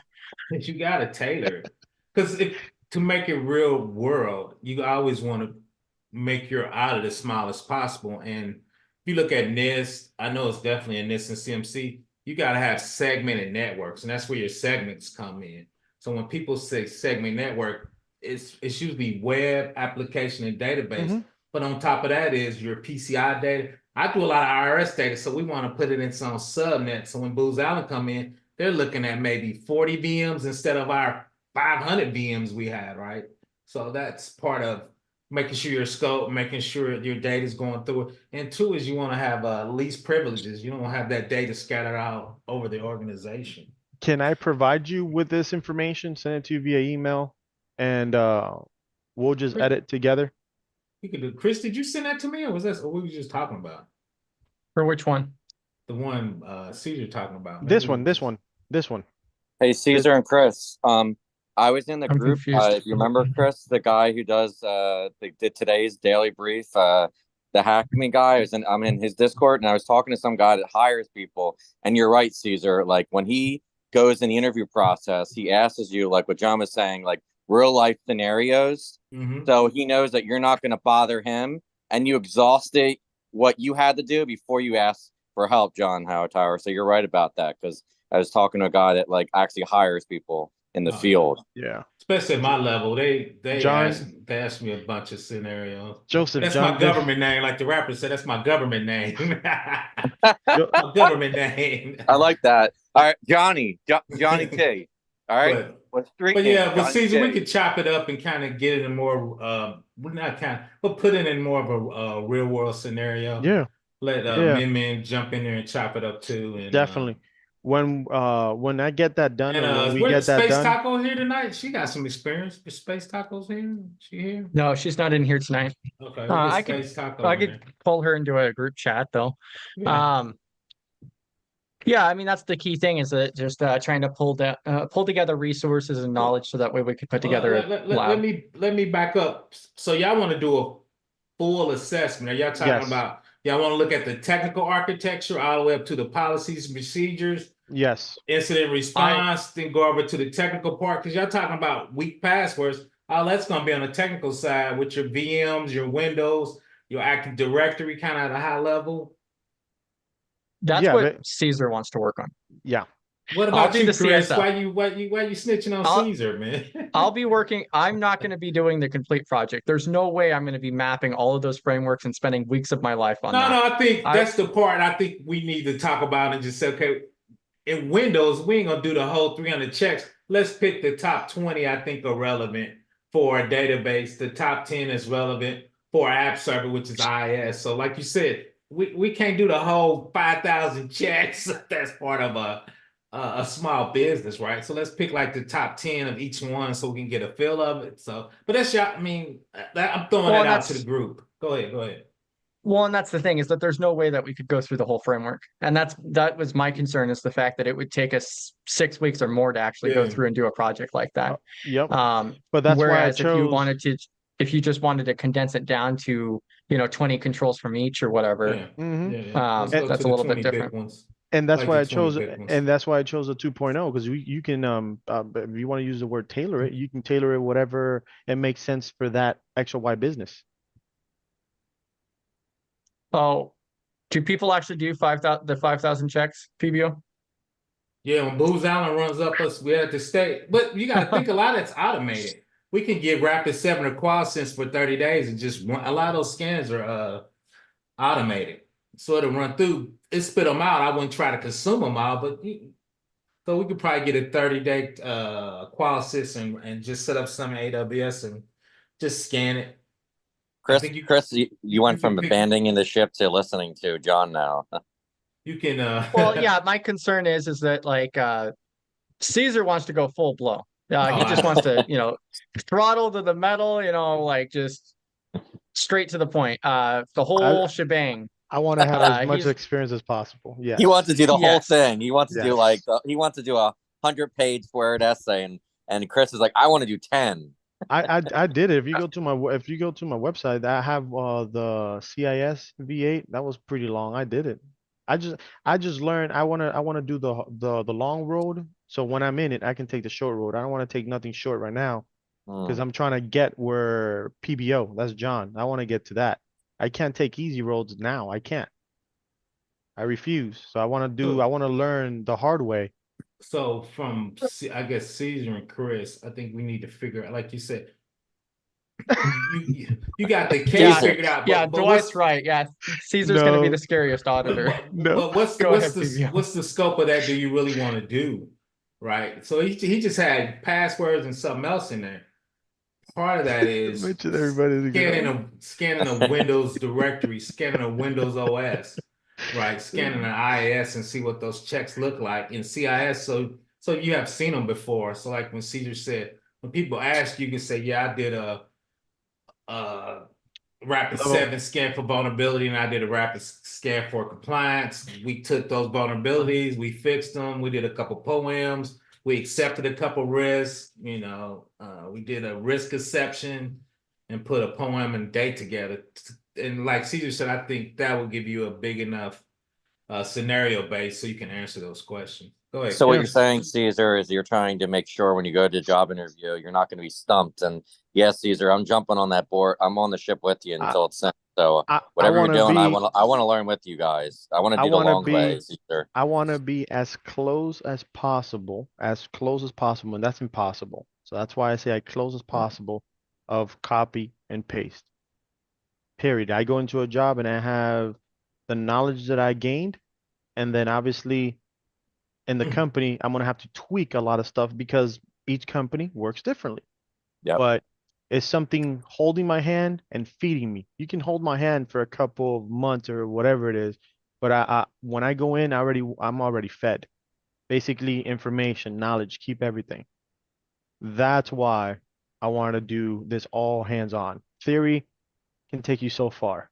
Why did you make it so big? See, you could have did HIPAA by itself, CSF by itself. That's my no, I plan. did. I did. PCI by itself. That's I kind did. of I already did the CIS. so We can. I want to do I'm cool either 2.0. way. I guess my thing is I thought the more prudent way would be do each one individually, right? And as a small case instead of putting them all together. That's like the capstone at the end of a But hold semester, on. man. Go ahead, go ahead. But that's what then I guess I didn't explain myself correctly. Because that one project, this one, it turns into 4. Because if it turns into 4, it's because HIPAA, PSI, 2.0, and ISO. So that's what me and Caesar had talked about before, is splitting it up into different projects, and then you can map them together after the fact. So it's 4 if you projects choose turns to. on 1. Yeah, that's if you That's what choose I to had go that route. recommended. So Yeah, Chris, 4 because projects like all and then together to one, you're saying like a puzzle, like do 4 separate. yeah, so you'll use the same business information and scenario for each assessment to go through and build it out for CSF, PCI, HIPAA, and what's the other one? And then 2.0. you would put it together. But Yeah. then again, I mean, I prefer PBO's idea originally on just cutting it down to 20 controls or something and do the mapping, because the important thing is proving that you can do the position and understanding the processes involved. So you can always expand on it later. We could. My only issue is if you actually do this whole thing with the full frameworks, like you're talking a crazy amount of time.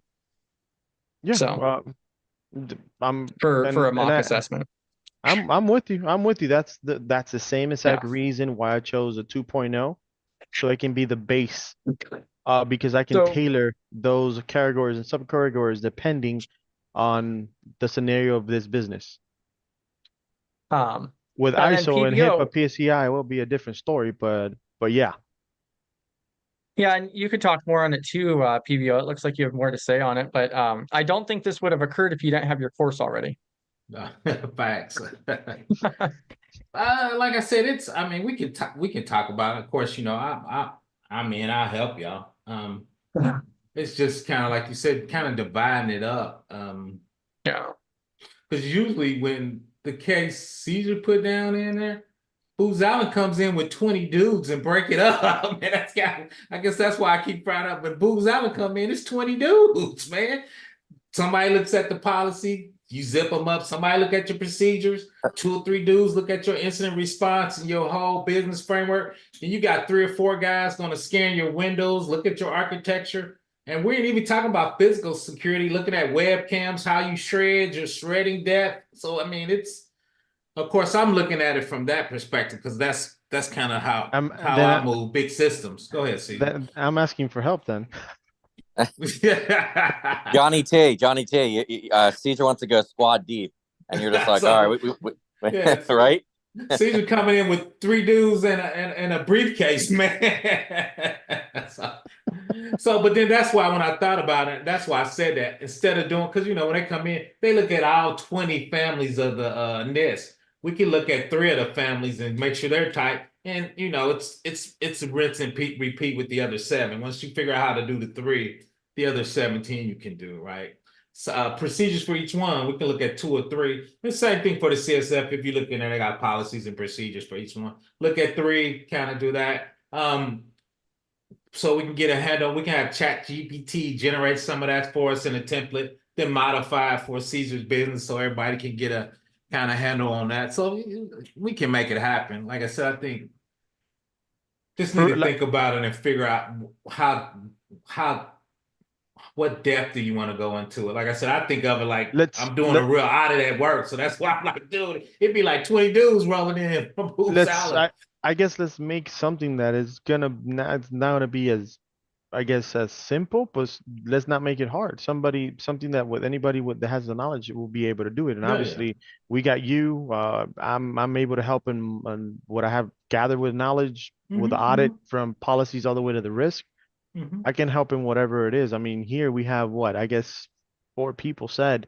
That's not including myself that wanted to do an audit. So we can sit down, brainstorm, pick people's brains, see how the people want to do it, and just start on. And that's obviously you put that in your portfolio as experience. Hey Caesar, Yes, and sir. Johnny T, the guy David in the chat is saying you would try Forge. Can you guys explain to me why he said you would try Forge, Johnny T? And I like that. That's your nickname, Johnny T. And Caesar. I don't know if I like that, but go ahead. What did he say? Forge. He said you could use Forge for this. Well, I mentioned look in the chat. because I think there was 1 or 2 that was sort of a similar to kind of like an audit for cyber on Forge, and it just gives you a case. So Caesar, you might actually like that. I know I did, I think 3 or 4, maybe 5 or 6, I can't remember, of the different cyber ones they had, and I liked them. I mean, I thought they were pretty good. I thought because they use case studies. Yeah, Sam brought that. Go ahead. Sam brought that. I did one under legal, and ooh, that was brutal. Oh my God, was that brutal? Because it seriously was like legal law, like legal. Like I was like, wow. CIP for privacy is a lot of legal too, but yeah. I do a little bit that at work. I work with legal teams. I used to work with legal teams at work, so yeah. Well, I think this one was geared more toward like, I'm going into law. Here you go. Because I was doing it and I'm like, oh my gosh, I had to stop. I'm like, I'll come back to this in like a couple weeks. Like this was brutal. Yeah. Long story short, they even had one on policy. They had a policy one. It wasn't like cyber policy. It was actually like government policy. But they were interesting. I learned a lot from them, I feel like. It's interesting. MSA was they master service agreements or SALs? That's statements of work. What were they? You remember? It's just a pretty simple case study. I think it's meant more for people that are exploring a career and kind of coming out, like maybe from college or whatever kind of thing. It's not really meant like for someone who's been in that field for a long time and knows that. I don't know if it'll apply as much. Depending on what it is, but it's some of its case studies from even like JP Morgan and like, so it's real companies. Yeah. We talked about that here before. Didn't we talk about that, Chris? I think so. Yeah. Forge. Yeah. Yeah, we talked about it a couple times. I was also going to mention too, so then what is the process to sign up for this, Caesar? For all these people who want to sign up and get involved with this project. Yeah, what's the onboarding, Caesar? You doing these big assignments with no input, man. What's the onboarding, man? Caesar, how am I going to onboard? How do I onboard you? How we onboard people? May I make a recommendation? A quick question? Is there we go. Thank you very much. Or actually, yeah, that's my recommendation. Actually, yeah, do it through the website. Guys, what I'm gonna do is seriously, I'm gonna get in contact with PBO. There'll be John and Chris to see if we can tweak it and make it something that's going to be more suitable for everybody. Not make it as super easy, but just average, make it smaller, tweak everything. And then when we get that done, is everybody, Chris, can you put the study GRC Discord in here? And please, everybody. Yeah, I just dropped it. So if you're interested in joining and being a part of it or working on this, then you could join the Discord, and then we'll make a separate group out of that. Yeah, so you could just join the Study GRC one. I'll make an announcement. I'll make an announcement at that point, and just go right ahead and just hit a like or send me a message so we can do, I guess, a meeting between us, and then we can. And then Caesar, can I just send you a DM now so I don't forget? I got you. So it's gonna be difficult to keep track of everybody. So having it all like in one spot. Come on, Yusuf, you got to play by the rules, man. Come on. All right. I got rolled already. We ain't got started good yet. Go ahead, Chris. I'll tell you this though. I promise you, because I've done already several. I've done a several already with Chris. I promise you, after you're done doing this, you're gonna feel more comfortable answering hands-on questions. Okay. Theory, in my eyes, theory will get you as far. It won't get you as far. Theory. You need practical knowledge. It's like I have theory and some practical, and that's why PBO, he correct me in some things because I don't have the experience. He does. Is there any way we could do this meeting in Discord as opposed to in Zoom? Because Zoom is like freaking out on me. I mean not today, Yeah. but when we do the Not today. meeting for the for the project, yeah, we'll figure it out. We'll figure out what we can do. I just need to know head count. So yeah, so it Mhm. depends on how many people it is, but more than likely it won't be on Zoom. So we'll figure out those details there. But yeah, just throw something in the general chat and at Caesar, so that way we get you added on the list. All right, I'll And do I it dropped that now. on YouTube too. Yeah. And again, if you guys need help, definitely that's why I'm gonna be. Whatever I know, you guys are gonna get it. It just if we start, let's all finish together. If it's five people that start, let's all finish together. It's gonna be I'm beneficial for absolutely everybody. I'm I riding promise till kind of wheels you. fall off with Caesar. I'm with you all way, bro. I'll stay there. I just send everybody over to PBO. That's my I'm easy route. blocking everybody, man. I'm blocking everybody. Caesar got me thinking too much now. I'm like, okay, do we do policies the same one for each framework, or do we do one for each other frameworks? So that's some of the stuff we'll talk about, Caesar. Yeah, definitely. So I'll definitely keep did- everybody posted with that. Yeah, so just join that Discord, drop something in the general, and we'll get everybody moved over to a Chris, channel for I it. just wrote Caesar. Is that okay in general? Yeah, that's I fine. see it. I see it. Okay. I did drop my website there too, so you can actually see some of the projects and stuff that I have done. And that's what I want and need managers or jobs to look at. Okay. I do Yeah, that's recommend having one of the a GitHub or make a website so you can that's put my your goal, projects in Caesar. there. I was going to ask you if, when I get a chance down the road, I'll make the website and talk to you about it. Yes. Yeah. PBO, Yeah, man, and then he's crushing it over there.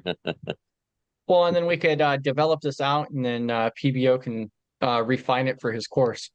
People over here frowning up, man. People over here I mean- frowning up. I mean, over 3 years on a course, I mean, it must be pretty good. Yeah, it'd been nice if I started, man. It'd been nice if I started. Did anybody else have any other topics to bring up? We're at almost the 2.5 hour mark now. So we got that risk assessment part. We went over a couple other things. Oh, there was the Forge that David had mentioned too. Yeah, could you explain that to me, Chris? Because like I'm all new to this. You know, say I'm a newbie and I come onto your website or your YouTube channel. I'm watching this Yeah, YouTube. so it sounds like David went through and did complete some of the stuff through here.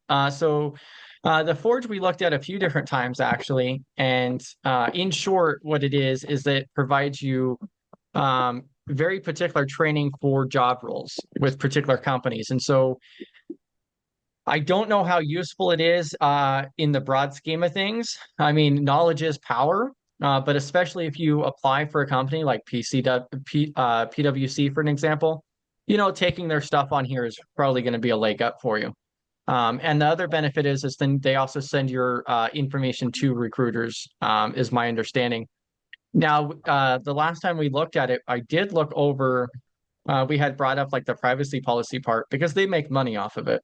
So the companies actually pay to have their stuff on here, along with like your information and stuff. So that's one reason why I never signed up, is because now that I'm studying for the CIPP, now I start reading policies.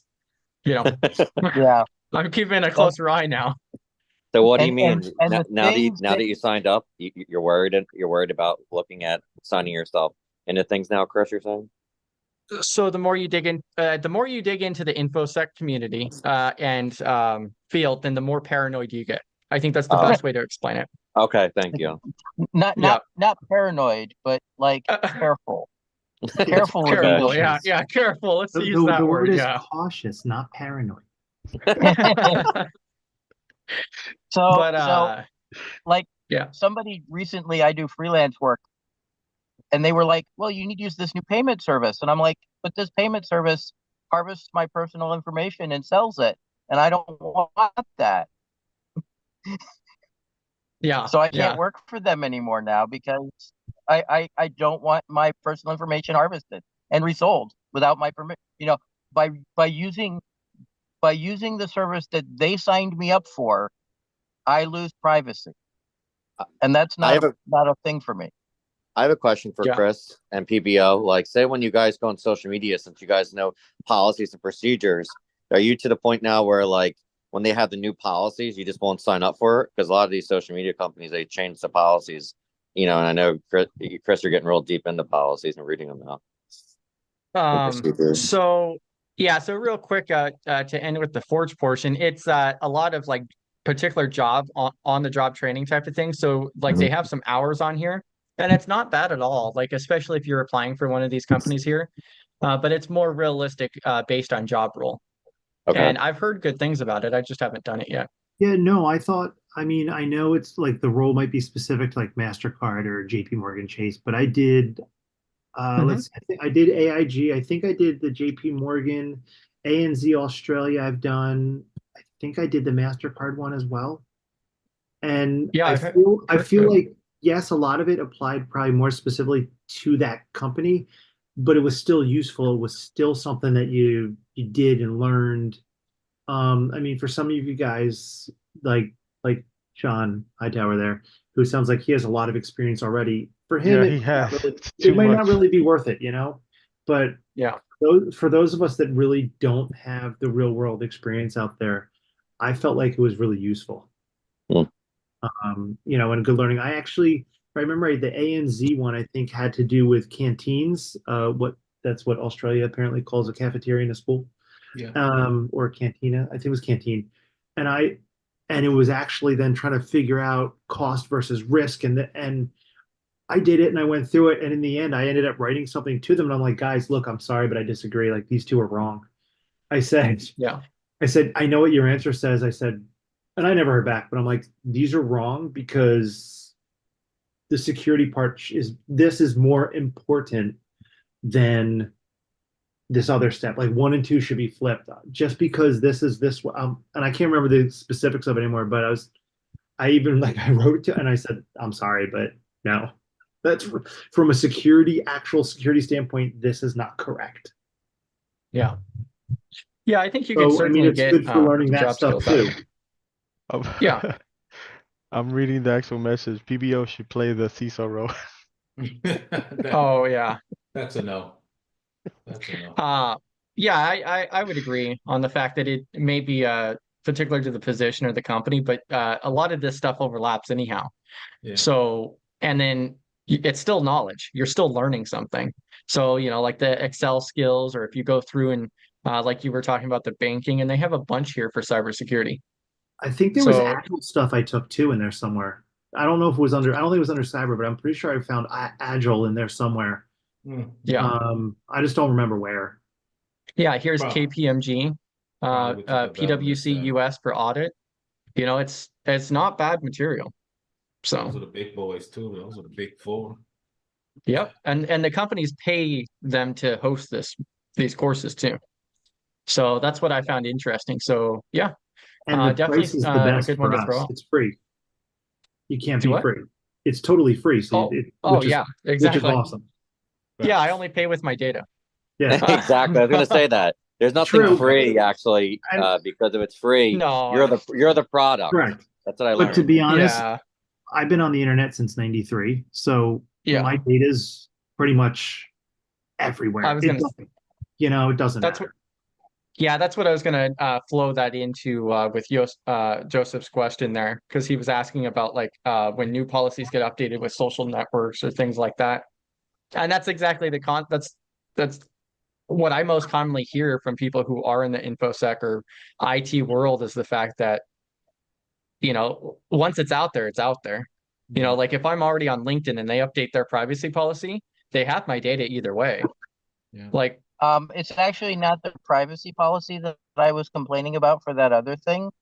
It was there, a lot of places, if you read all the way down into the terms, there's an opt-out for arbitration so that you don't get you can not do a class action lawsuit against the company. Oh yeah, that's a common thing now. Yeah, Yeah. so, but if you go into it, usually there's an opt-out thread that you have to email them, and every time they update their terms, I just send them another email saying, I opt out of this clause, just like I've opted out of this clause every other time that you prompted it. Yeah. 23andMe is very famous for that one. After their massive breach, you had to opt out of it to then be able to sue them. Yes. Yeah. Yeah, that was super interesting. So, But yeah, I mean, like nowadays, I mean, especially after like the Snowden leaks and everything else, like I don't believe that anything like it's the internet. So I mean, yeah, you take the precautions you can, best practices, but beyond that, like, it's the internet. So you either connect to it or you live on an island in the middle of nowhere. Like The island in the middle of nowhere sounds pretty good to me, to be honest. it Yeah, does. Shipments might be a little complicated, but yeah.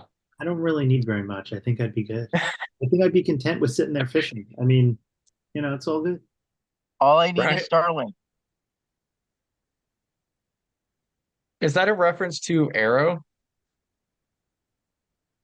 There's a TV show that it's called I think it's The Arrow or Arrow. Yeah, I know Green that was Arrow?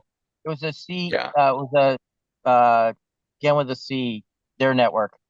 It Yeah. wasn't for me. But that was definitely, living on an island with a just fishing. But all I need personally is access to the internet. If I could figure out a way to get access to the internet, Yeah. to do reading and research and whatever, and be just on an island someplace and working from there, that would be totally happy for me. What about you, PBO? What do you do when policies are updated? oh, at work, like I said, where I used to work, we have a big law firm, so they email us before we update it, and our legal team and security will read through those again. But we're talking more businesses, right? Like when we looked at that DPA, that data processing agreement. So when I used to work for a big company, they would carve that out. So we would take those requirements or agreements, put them in its own separate folder. So this is what we agreed to at the time, right? So Yeah. if you update them, we have to, like he said, we as a company got to opt in, right? If not, we have the legal term is termination for convenience. So if you update and we don't like it, we can terminate your services at no cost. So Yeah.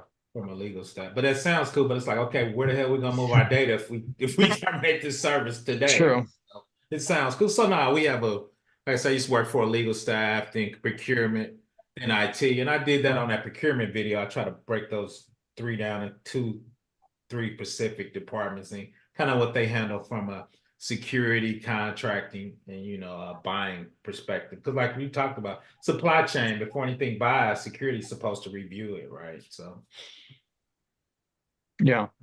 It sounds kind of like right, because when like the government, right, they have problems with Microsoft. A lot of people are just like, oh well, they just can leave, and it's like, well, you can't.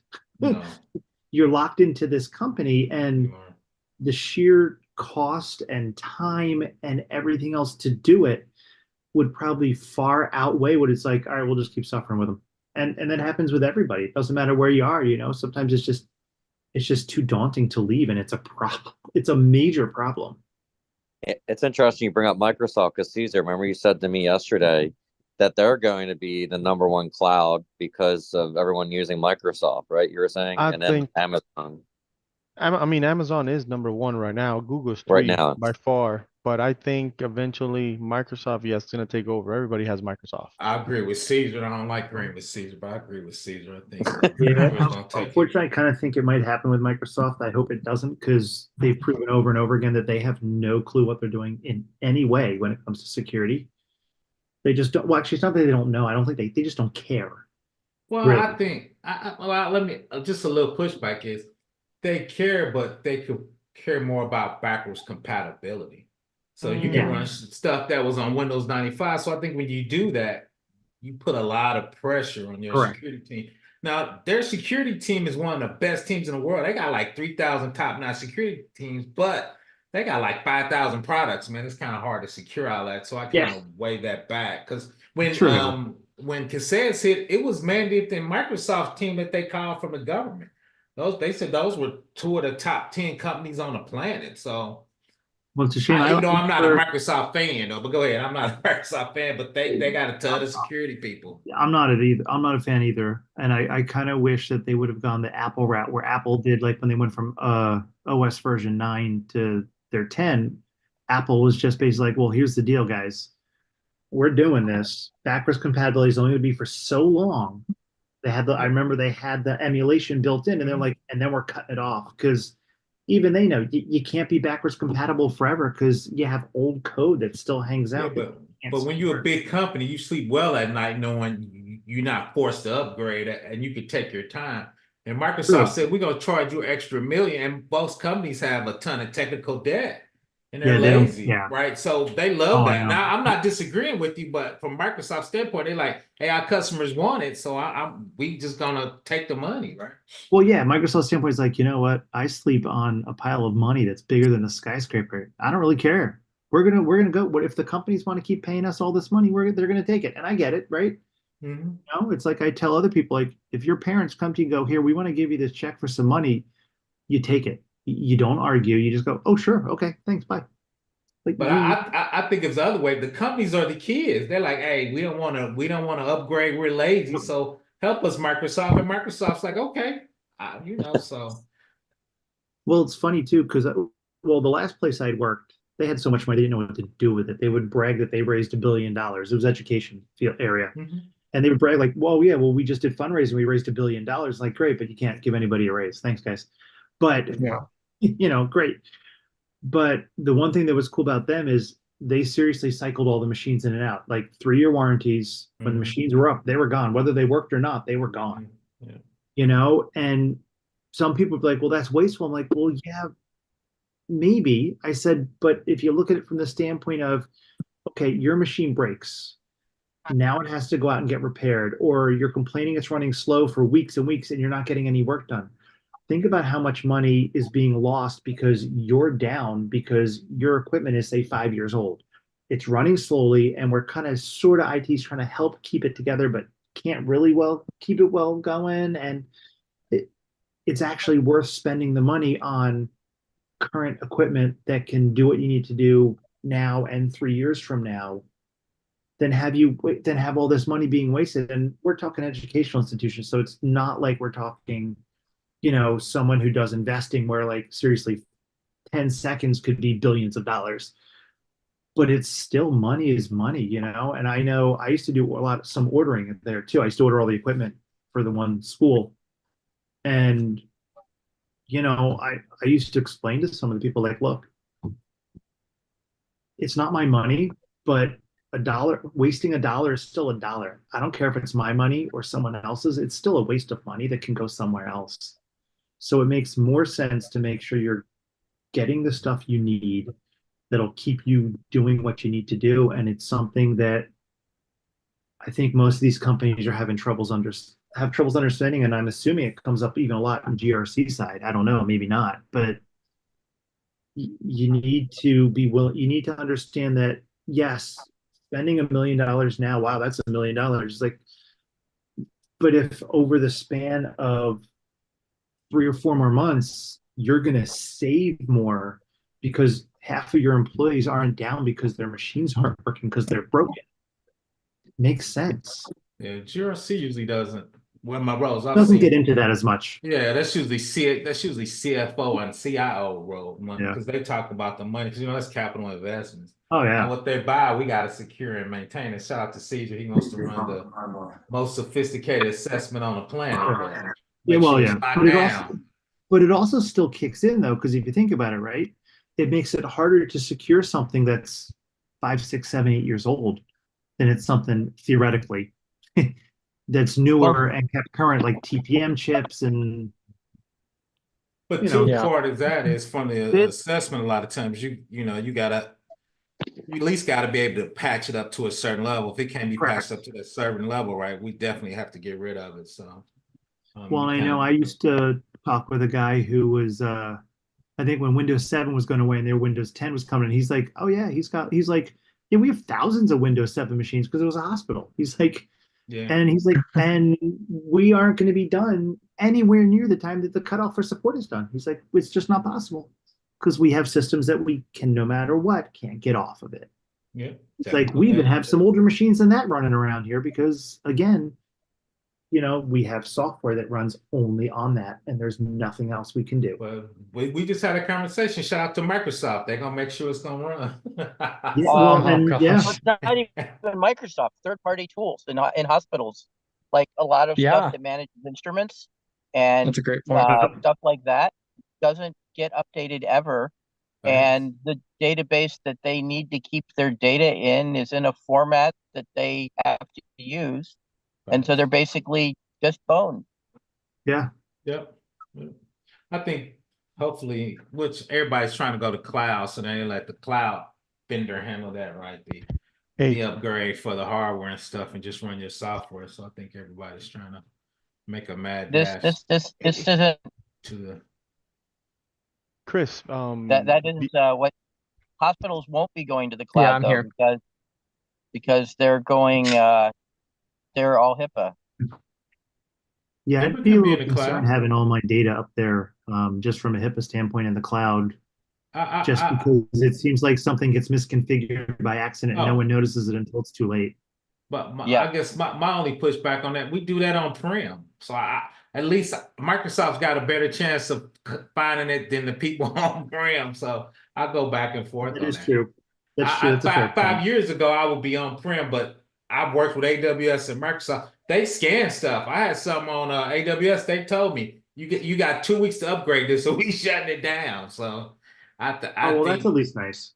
so. Yeah. So I think the cloud is giving you So those guardrails. So to say you need that this is your baseline from a HIPAA container that has to be set. So I from that point of view.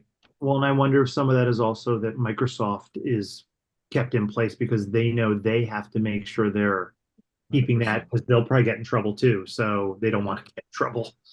Yeah, so I think that's why. And two is if you look out there, they got HIPAA compliant data centers. If you put it in this data center, your infrastructure, your CAMs, they backing up your data, all that's HIPAA certified. You just got to worry about your software, if that be Epic or whatever the big vendors are in that space. So I think a lot of So people I have a question though.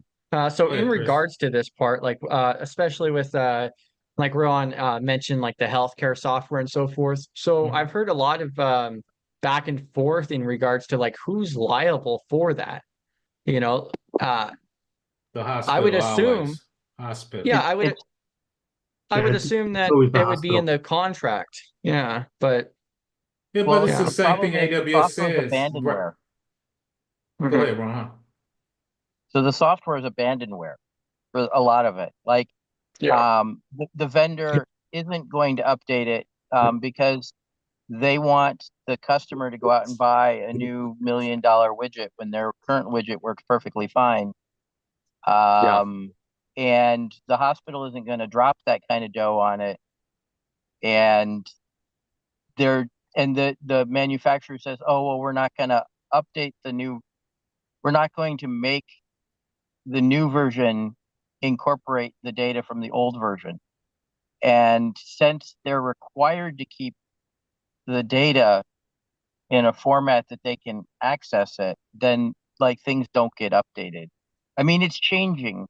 There's with a lot of medical billing going off-prem, meaning that the people that do the coding and look at the pictures and stuff like that are working on remote machines.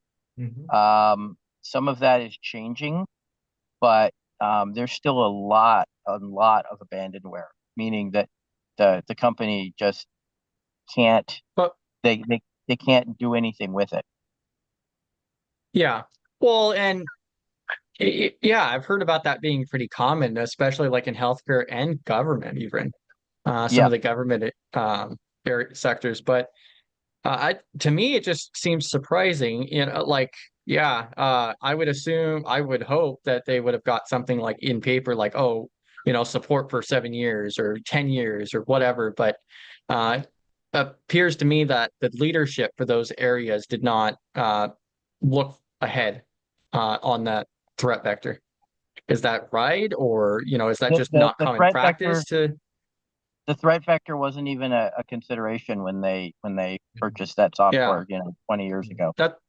yeah, that's what I was trying to comprehend. Yeah, because we're not just talking like 5 or 10 years ago. We're talking about software 20 years ago, Yeah. 25, 30. Yeah, some of the Yeah, stuff is super ancient and they can't do it. yeah, And it's a weird proprietary format that there's no way they can even get it out easily to put into something else. It'd probably be all a manual process, which forget that. That's not going to happen. yeah.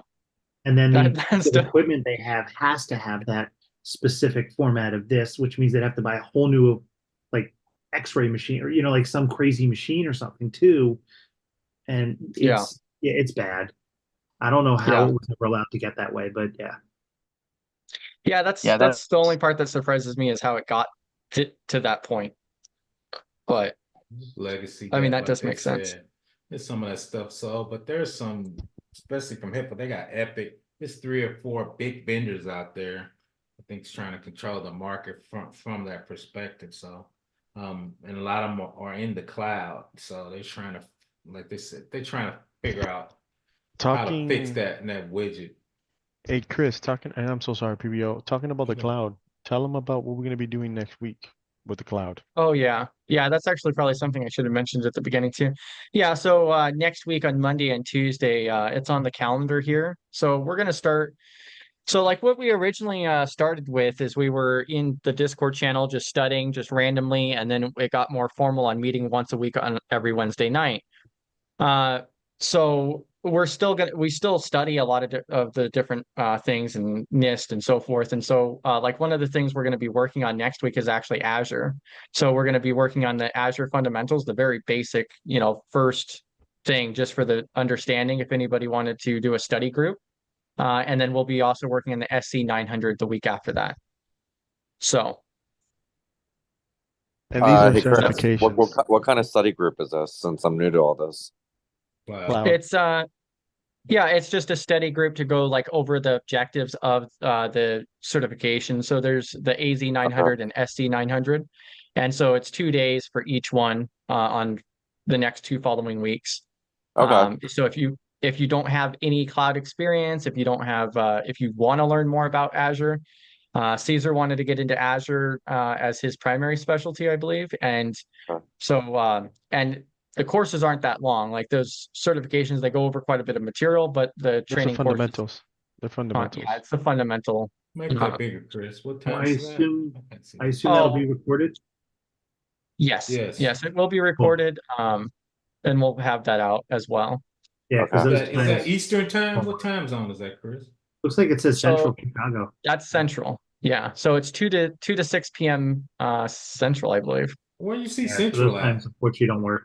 It's my But- my time zone. Okay, okay. Yeah. The way he said it, David, I thought it was on there. I'm like, well, shit, I can't see. Okay. Yeah, okay. I dropped a link to this too. So, I saw but the then 2 there's gonna p.m. yeah, So is that 3 Yeah, my so time, it's- Chris, or 1 my time? 3? it'd be 3 p.m. your time. Okay, okay. Yeah, And PBO, I what- dropped a link to this too. So Indiana. And the reason what we're trying to do is because this is the fundamentals. So right after, we're that same week, basically we want to get the cert.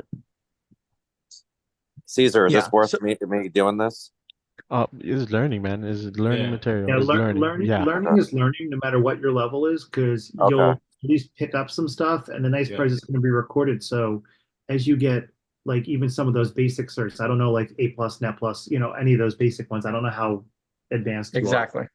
You can then revisit it, and then things will actually make even more sense. Yeah. Mm-hmm. Go back to it. 100%. 100%. Okay, I appreciate Yeah. that, Dave. No, I haven't gotten Sec Plus yet, so I'm all new. So. Yeah, okay, because I have Well- my A plus, Net plus, Server plus from seriously like 2000. my Sec Plus from a couple of years ago. I have a master's degree in information systems management from '08. I mean, so I have different stuff, but I want GRC at this point. TBO. Put me in there, man. I need to start signing off on stuff, man. Yeah, So what hopefully what PBO is stays on board. I'm sorry? so what is this for? What is this? What is what? This is just for the Wednesday. I know if you were signing me up for Azure, I'm trying to figure out, but you got a lot of things Oh, going yeah, on. no. So that's just our project page, which somebody had mentioned about doing a calendar, which I really like the idea of doing. And then also like me, Caesar, other community members, they work and study on things all the time. And so we can still go into smaller groups and work on things together as well. And so that's also what will be on the calendar. So the next 2 weeks we'll be doing the Azure, starting with the basic fundamental and then the compliance fundamental for Azure. And then you can expect to see other things being added onto the calendar as well. You use studygrc.org as a resource. You have GRC questions and we can't answer. You have all the material. And if you don't have them all, just text us or email us and we'll figure it out. But there's a lot of material that Chris has spent. What is that? What's the website? Could you put it in? Studygrc.org. Yeah, I dropped it. Yeah, I dropped it down in the chat too. You want to learn, Joseph? There's a lot of paperwork. There's a lot of documents, and you can definitely read, and you'll learn. Okay. Yeah, and the biggest thing on like changing the style for the website, like I had mentioned at the beginning, is going through and condensing everything down so it's easier to find things. So like the two that I'm playing with right now is like for hands-on. So like for introductions, for an example, if you want to learn about the CIS, about Center for Internet Security, these are just some of the articles that I've kind of built out already. There's a lot more that are lined out to have as well, but the intent isn't to reinvent the wheel, but to put everything in one spot so you know where you can look. You know, this is what this is what CIS has. You know, here's an overview. You want to learn about the controls, you know, check out the Trello board, look at this, here's some useful videos. And that's kind of the style of what we're doing. And we're going to constantly be adding probably an average of maybe 2 a week. Just so that way it's easier to locate. You know, like CMMC, I spent quite a bit of time going through. And so I curated this article in particular if you wanted to learn about the CMMC, just as like a jump start. You know, you see something on a job interview or something like that, and you've never worked with it, you know, it would be useful to have, you know, actual places that you know has good information. So rather than just doing a Google search and not knowing what's good and what's not, is it outdated or otherwise? So, and we'll be adding hands-on. So, and certainly looking for feedback. So if you want to do articles, if you want to do your own YouTube channel and make content, that's what it's all for, is just getting the content out to assist people, especially like the hands-on part. I did 2 different ones that are still in review. I went ahead and published them anyways, but certainly looking for feedback on these, like creating a mock assessment, which the whole goal is to go through and give somebody the ability to make their own, you know, like what Caesar's doing, but to do it on their own, because, you know, somebody might not want to work with CSF. They might want to just do ISO, or, you know, there's dozens and dozens of different frameworks that you can assess with. So, and types of systems too. So, you know, this is kind of like a walkthrough for that. Just trying to put things in, you know, a different format and together. We're just trying to give back to the community. That's all it is. Any GRC related stuff, definitely go there. If you can't find it, ask, and we'll probably get it. But yeah, it's been too difficult to navigate how to learn a lot of different things in GRC. So yeah, I mean, even just Google searching GRC stuff, I've had troubles finding stuff, and it's kind of like, but it's such an important role, like the people that deal with the policies and the risk and like all the compliance, like you'd think it'd be easier to find some of this information. You know, I know it's not as glamorous as the pen testers and the red team, blue team, you know, all that stuff. but it's like So, it's a necessary evil. well, exactly. And so that's what I found I when I wouldn't even started call it digging into. evil. Well, yeah, that's true. Yeah. I just also don't want to be woken up in the middle of the night. Yeah. Yeah, Well, and so John, like I originally positioned myself for blue team, and then I found GRC through Simply Cyber, and that's when I started really pushing on the GRC side. And there's plenty of stuff out there. It's just there's so much you don't know what to work on or how to prioritize it, or whether it's outdated or not too, because it's constantly changing. And I got drawn to GRC because it can have such a massive impact from that level. So if GRC is done properly, that could actually impact the entire organization, the employees, and even the community. And that's what drew me to GRC in the first place. So But yeah, Chris, it should be easier to find this stuff. what made you change blue team to GRC? Like, so what were you gonna do? You're gonna be a pen tester, or what were you gonna do before? No, I was positioning for blue teaming. So I was looking at actual like data security, but Oh, more okay. on the blue teaming side, SOC center, working in the SIMs, that kind of stuff. So Okay. that's majority of what I positioned on, So especially leveraging some of it. what I So would say for somebody that's not familiar with how the whole IT, I've been in IT for 20 odd years, Yeah. in various positions. The way I would put it is blue team are firemen okay. and red team are arsonists and GRC is the fire marshal. You complicate that one. Or That's a pretty good way, actually. I or like that. We're gonna have to That put that into an analogy works infographic. because Maybe put that we've into a we've shirt. we've Yeah. we've had so many people like there's the code enforcement people, and we've had people that have done that role in not IT for hundreds of years, and it's what Yeah. keeps the buildings from falling down and what keeps the buildings from like the entire neighborhoods from burning to like they do in China or Japan. So Yep. this is that same function for IT. So Yeah. And Rowan, can I ask you a question about what you just said? Sure. So you said the fire marshal. So that's what Chris wants to be. Chris wants to be a fire marshal. Like, so how long has GRC cybersecurity been around since you're IT? Because it seems like it's just like it hasn't been around that long. You know what I mean? And what made it it come has out? it had different It- names. You had Oh, it had different uh, names. yeah. Okay. it didn't have it didn't have a formalized scope.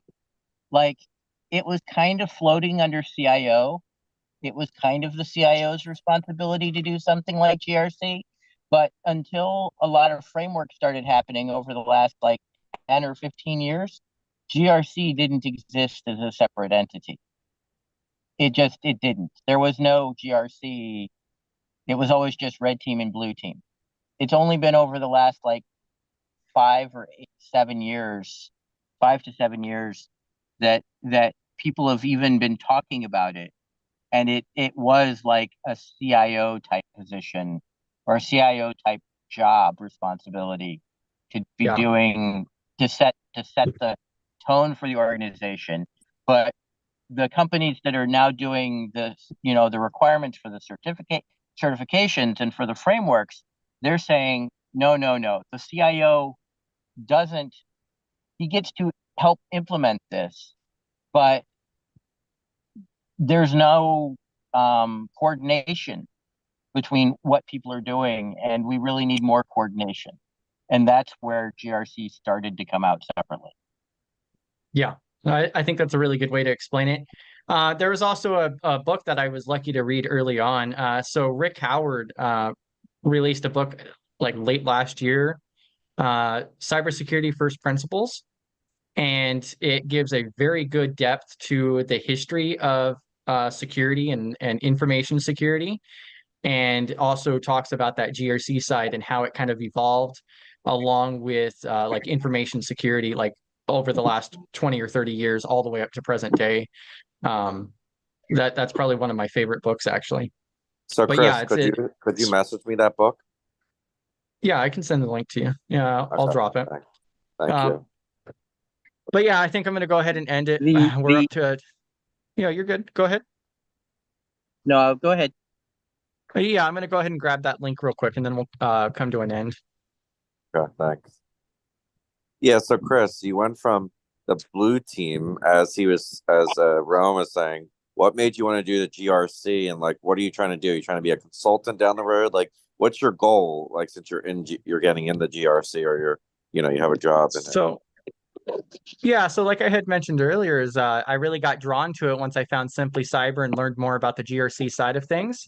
And so I was positioning myself pretty strongly on the blue teaming side because I do like the technical side of things, which is a great benefit. But the GRC side not only can have a great impact to the organization if done properly, employees and the community, but then also it is a little bit less technical. So having that technical side is great, and I love it, especially as a hobby. But I don't see myself doing that as a profession. So being on the terminal, on the dashboards like that, doing the blue team exercises would be, I believe I would burn out of that too quickly. Whereas with the GRC side, it's just way more fascinating for me. Okay, that's what I was going to ask you. How do you not burn out with doing GRC, blue team, red team? What's the difference? I think you really just have to find your niche because everybody's different with that. And that's why, just kind of exploring different topics and learning different topics is so important because then you'll find something that doesn't feel like you're actually studying for something. Yeah, so some people love that whole hands on the keyboard stuff. I mean, I actually stood up my own SIEM in the house just because. Why not? I put up a headless Linux server, put Elasticsearch on it, and was trying to ingest logs from like my Pi-hole, Raspberry Pi, and all that stuff. And but I don't code. And I've never liked coding, even in college. Like the only computer courses they offered really back then were coding, and I'm like, I don't like coding, guys. Like, I mean, that's what, and I know that's not who I am. And I've always known that's not who I am. So I've always been the technical hardware side, but I like policy. I want to go somewhere else, but I know I don't want to be red team, blue team. Yeah. The other thing is that the policy flows downhill, right? I've been in IT, and the reason why I came up with the fireman analogy was because in IT, you're just basically running around putting out fires. Oh my gosh, all the time, yeah. Unless somebody at the management level is behind what you're saying and pushes real change, you can't get ahead. You can't get in front of it. Yeah, correct. There's between proactive and reactive. Right. So unless you can get in front of it, the only place you can push change is at the C-suite. And once you get the C-suite to make changes, then shit happens, but not before that. And you can't push it up.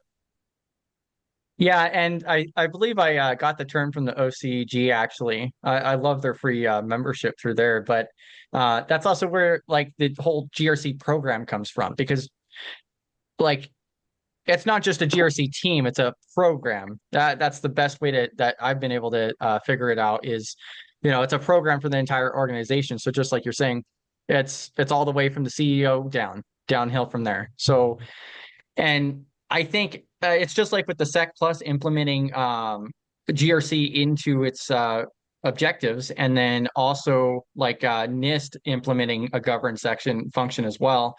I think we're going to see a lot more of that over the years. So I think it's going to become even more ingrained into other roles as well. Like not as much as like assessment wise, but people are going to not only know the GRC side more, but the program can be a little bit more distributed, I guess. Like understand why the policies are there, how it's supposed to work.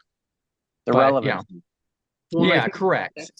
That's the important part too, right? I could put a policy in that says, well, no one can come in before 9:30 in the morning, and everyone will be like, well, actually, everybody might think that's awesome just because it's late in the morning.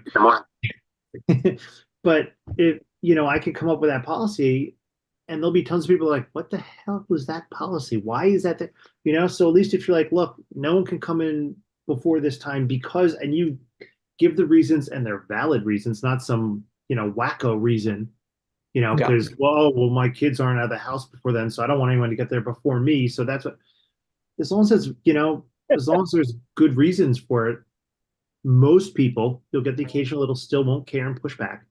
Most people will Yep. be okay with policies.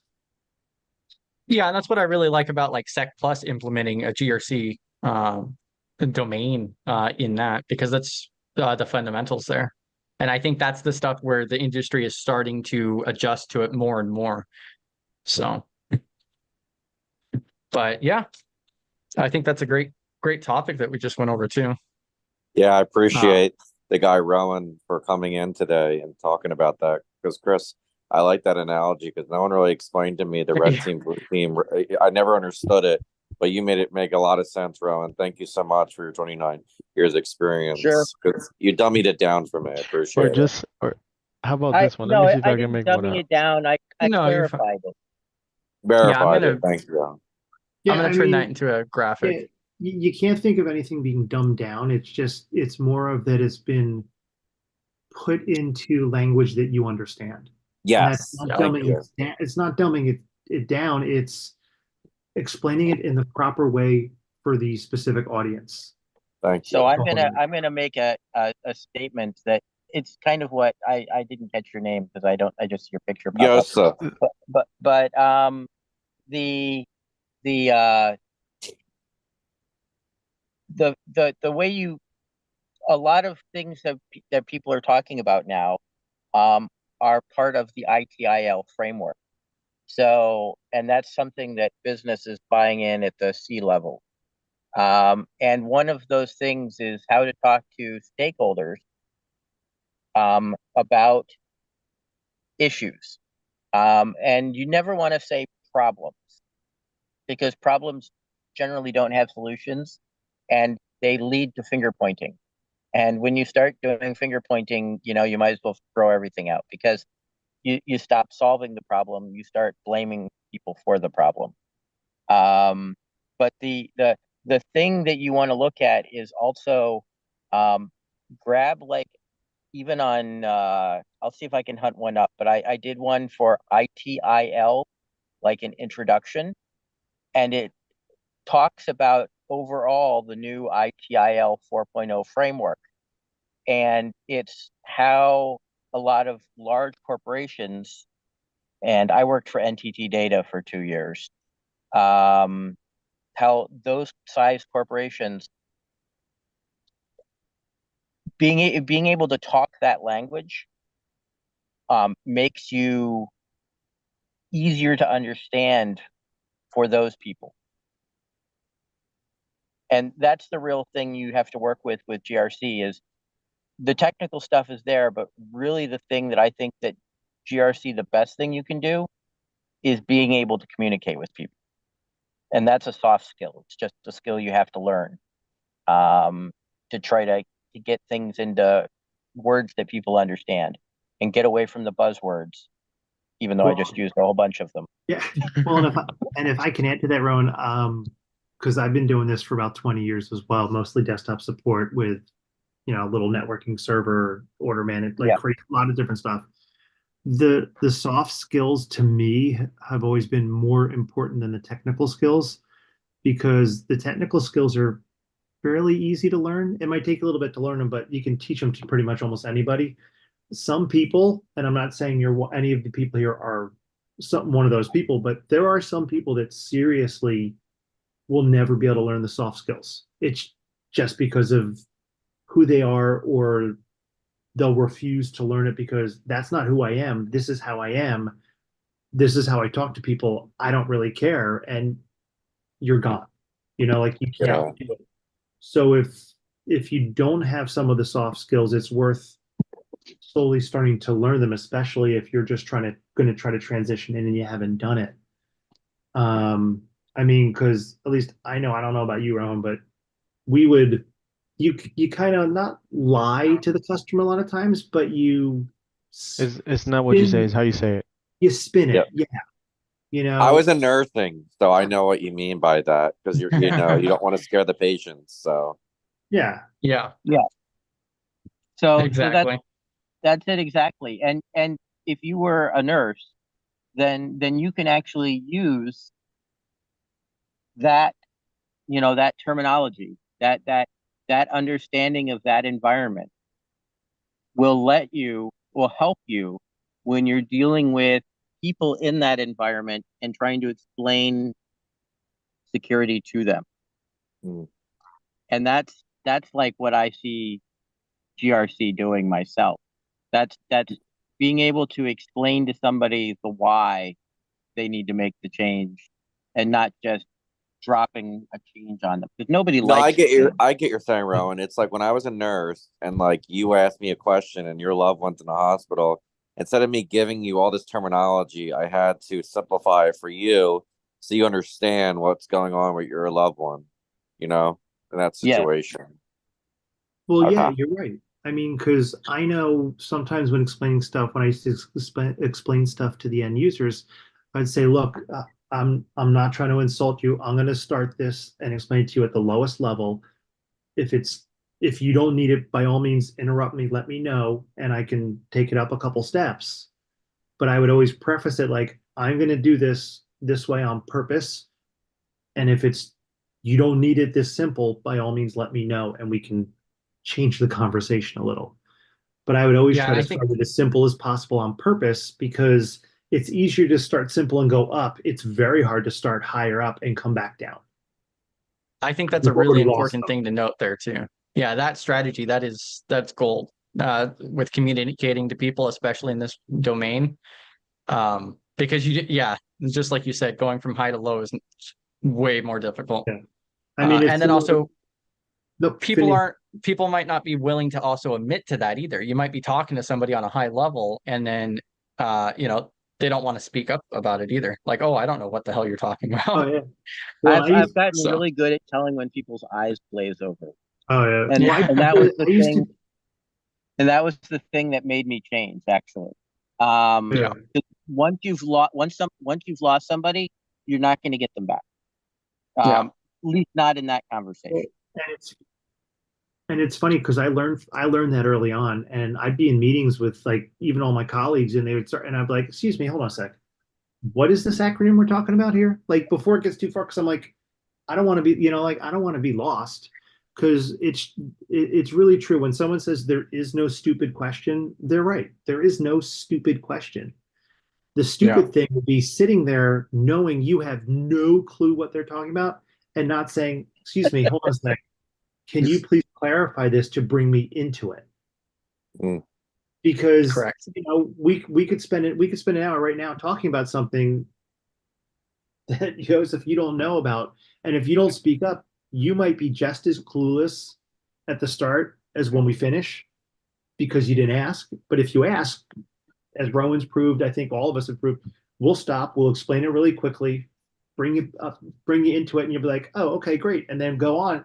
And now you've gotten all this great knowledge and information from that hour, opposed to walking out of there going, I have no clue what any That's of that. why I appreciate you guys. Because sometimes like I used to be confused, but when Caesar sat down, talked to me yesterday and like simplified it, it's like, okay, I can do this, because like when I was in nursing, I thought that was going to be very difficult. It took me a long time, and it's going to be the same thing. It's just like I have to be able to apply my skills like Caesar, not just know it to get the certification. Yeah. Well, and he's right. Yeah. I mean, I early on in my career, seriously, back in 2000, I got my A+, Net+, Server+, my Microsoft, my MCSE 2000, which is completely useless at this point because Windows 2000 doesn't exist. I was a beta tester for 95. Yeah, right. It's still there. Yeah. Well, yeah. But I was in a class with a guy who was a postal worker. Nice guy, a little strange, but nice guy.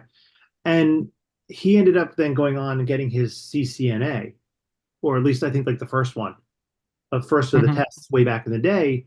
And I was hired working somewhere, and and they said, well, hey, so-and-so, him? I'm like,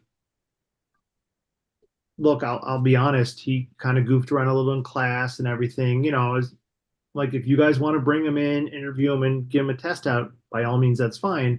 He lasted about 2 weeks because it didn't take them any longer than that to discover that he was paper. which basically meant he learned the questions and answers for the test, but didn't know how to apply any of it. He didn't really learn it. He just Yep. learned it to get his cert. And I can't speak about a lot of other ones. I mean, I assume nursing's similar because you'll kill a patient. But in IT, it's usually pretty easy and pretty fast to figure out the person that has no clue. But also, even if they have no clue, you can then pick up on they're probably never going to get a clue. They're not going to probably want to learn this and not going to learn it. Because Yeah. there's a difference to like one of us going in and going, look, I don't know a whole lot of this, but I'm more than happy to learn. I'm willing to learn. And you can usually tell pretty quickly when someone really does want to learn and they're going to do it, opposed to someone who's just there and you know they're not going to really do it. Yeah. All right, I'm going to go ahead and end this part here before it gets too far along. Yep. So we'll be live again on the 3rd next Wednesday at 7:30 Eastern.